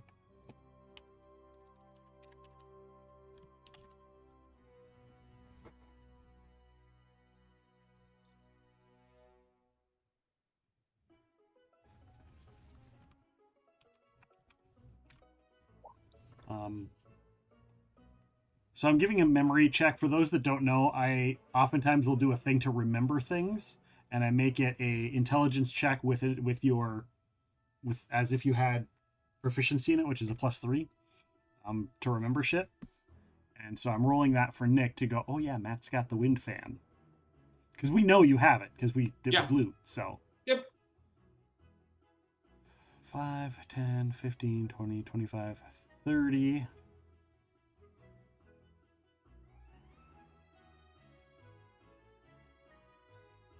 5, 10, 15, 20, 25, 30. Fuck it, Nick spends a mythic point. 10, 15, 20.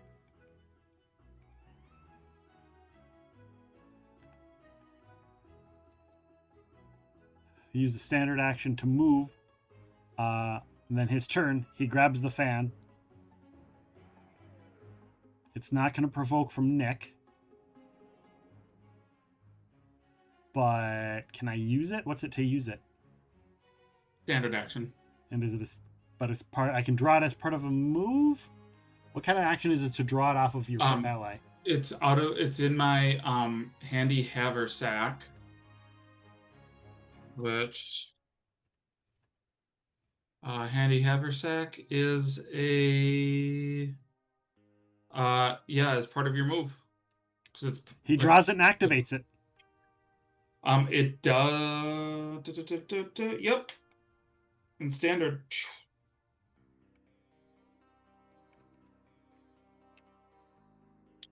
So it does.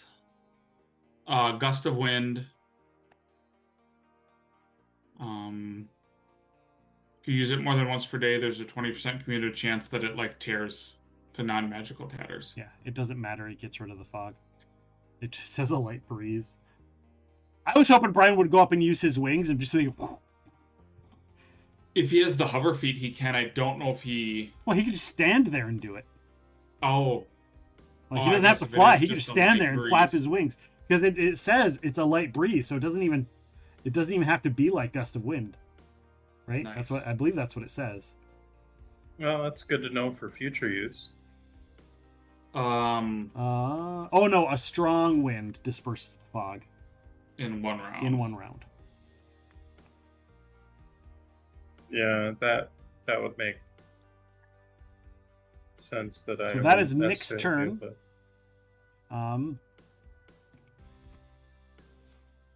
So shit's still there. The other dude goes. He has to decide which way he's going to go. Nick actually, before he left, looks at Tengu and goes, Matt's in trouble and my brain isn't working. I need to get rid of the fog before we die. And he was like, fuck. And then Nick runs off.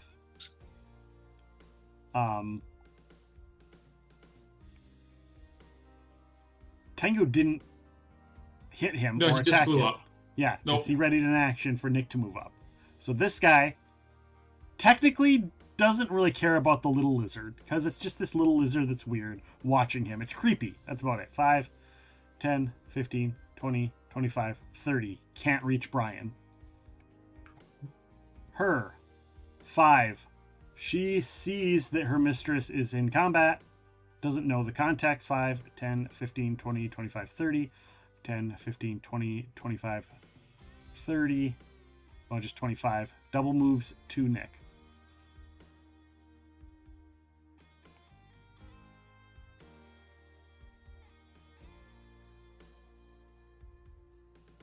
All right. So we are at the top of the round.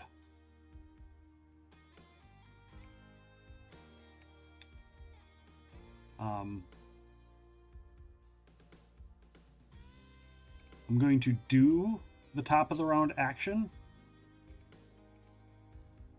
And that's where we'll end, is at the top of the round action. Cool.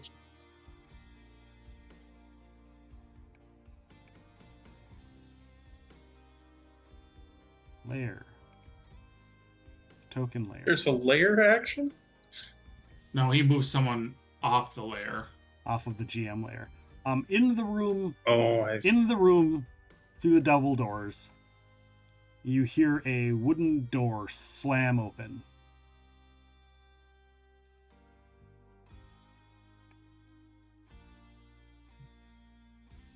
Oh, is that the golem?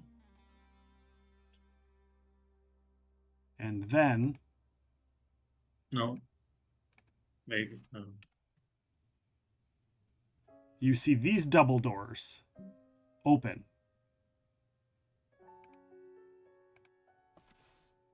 As you once again see a fully healed vampire.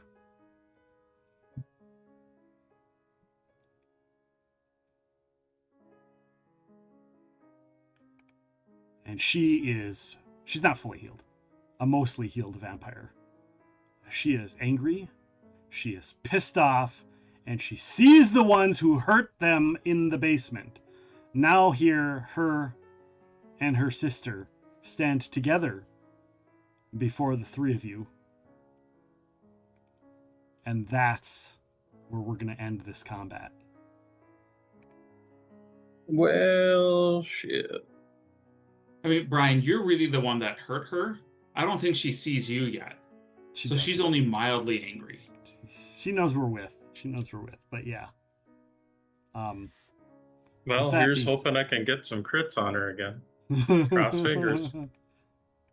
Well, she's not holding back now, because this is essentially the mythic portion of the encounter. But there's sunlight in this room. Hence the mythic portion of the encounter. Hence the mythic portion.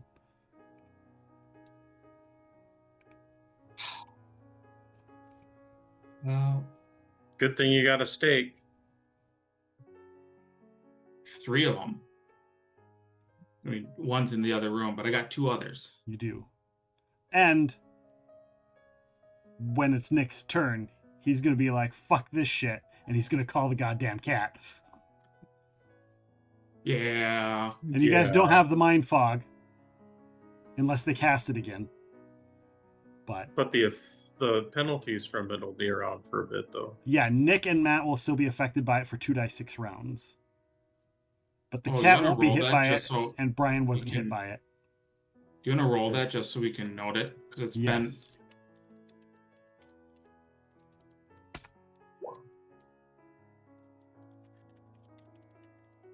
Cool. Rounds for mind fog on Matt and Nick. She will continue her evil eye.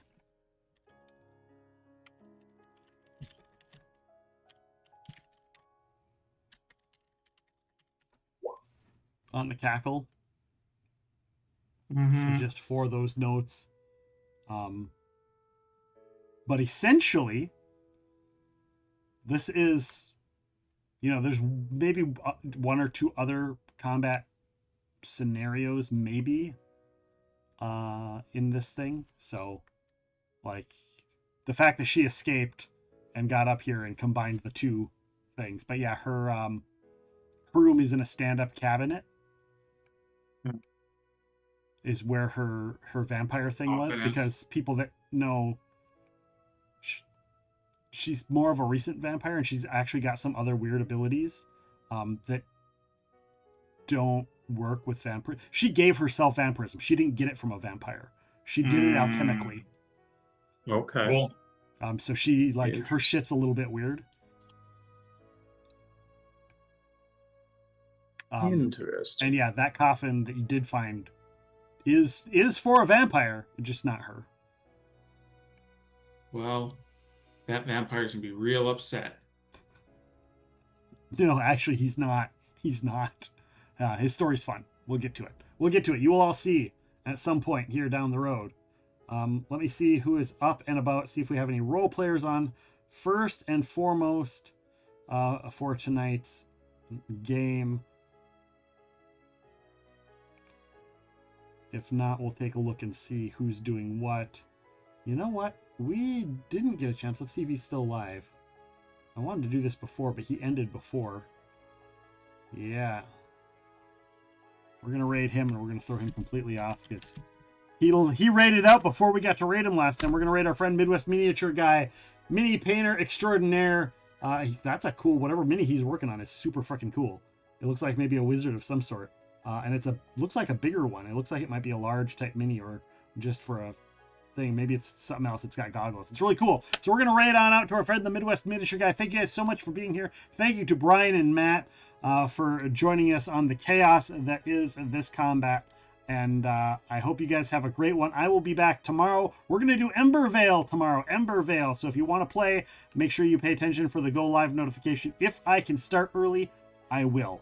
So keep an eye out for that, and we will chat with you down the road. Take care, guys. Good night, and have an amazing rest of your day.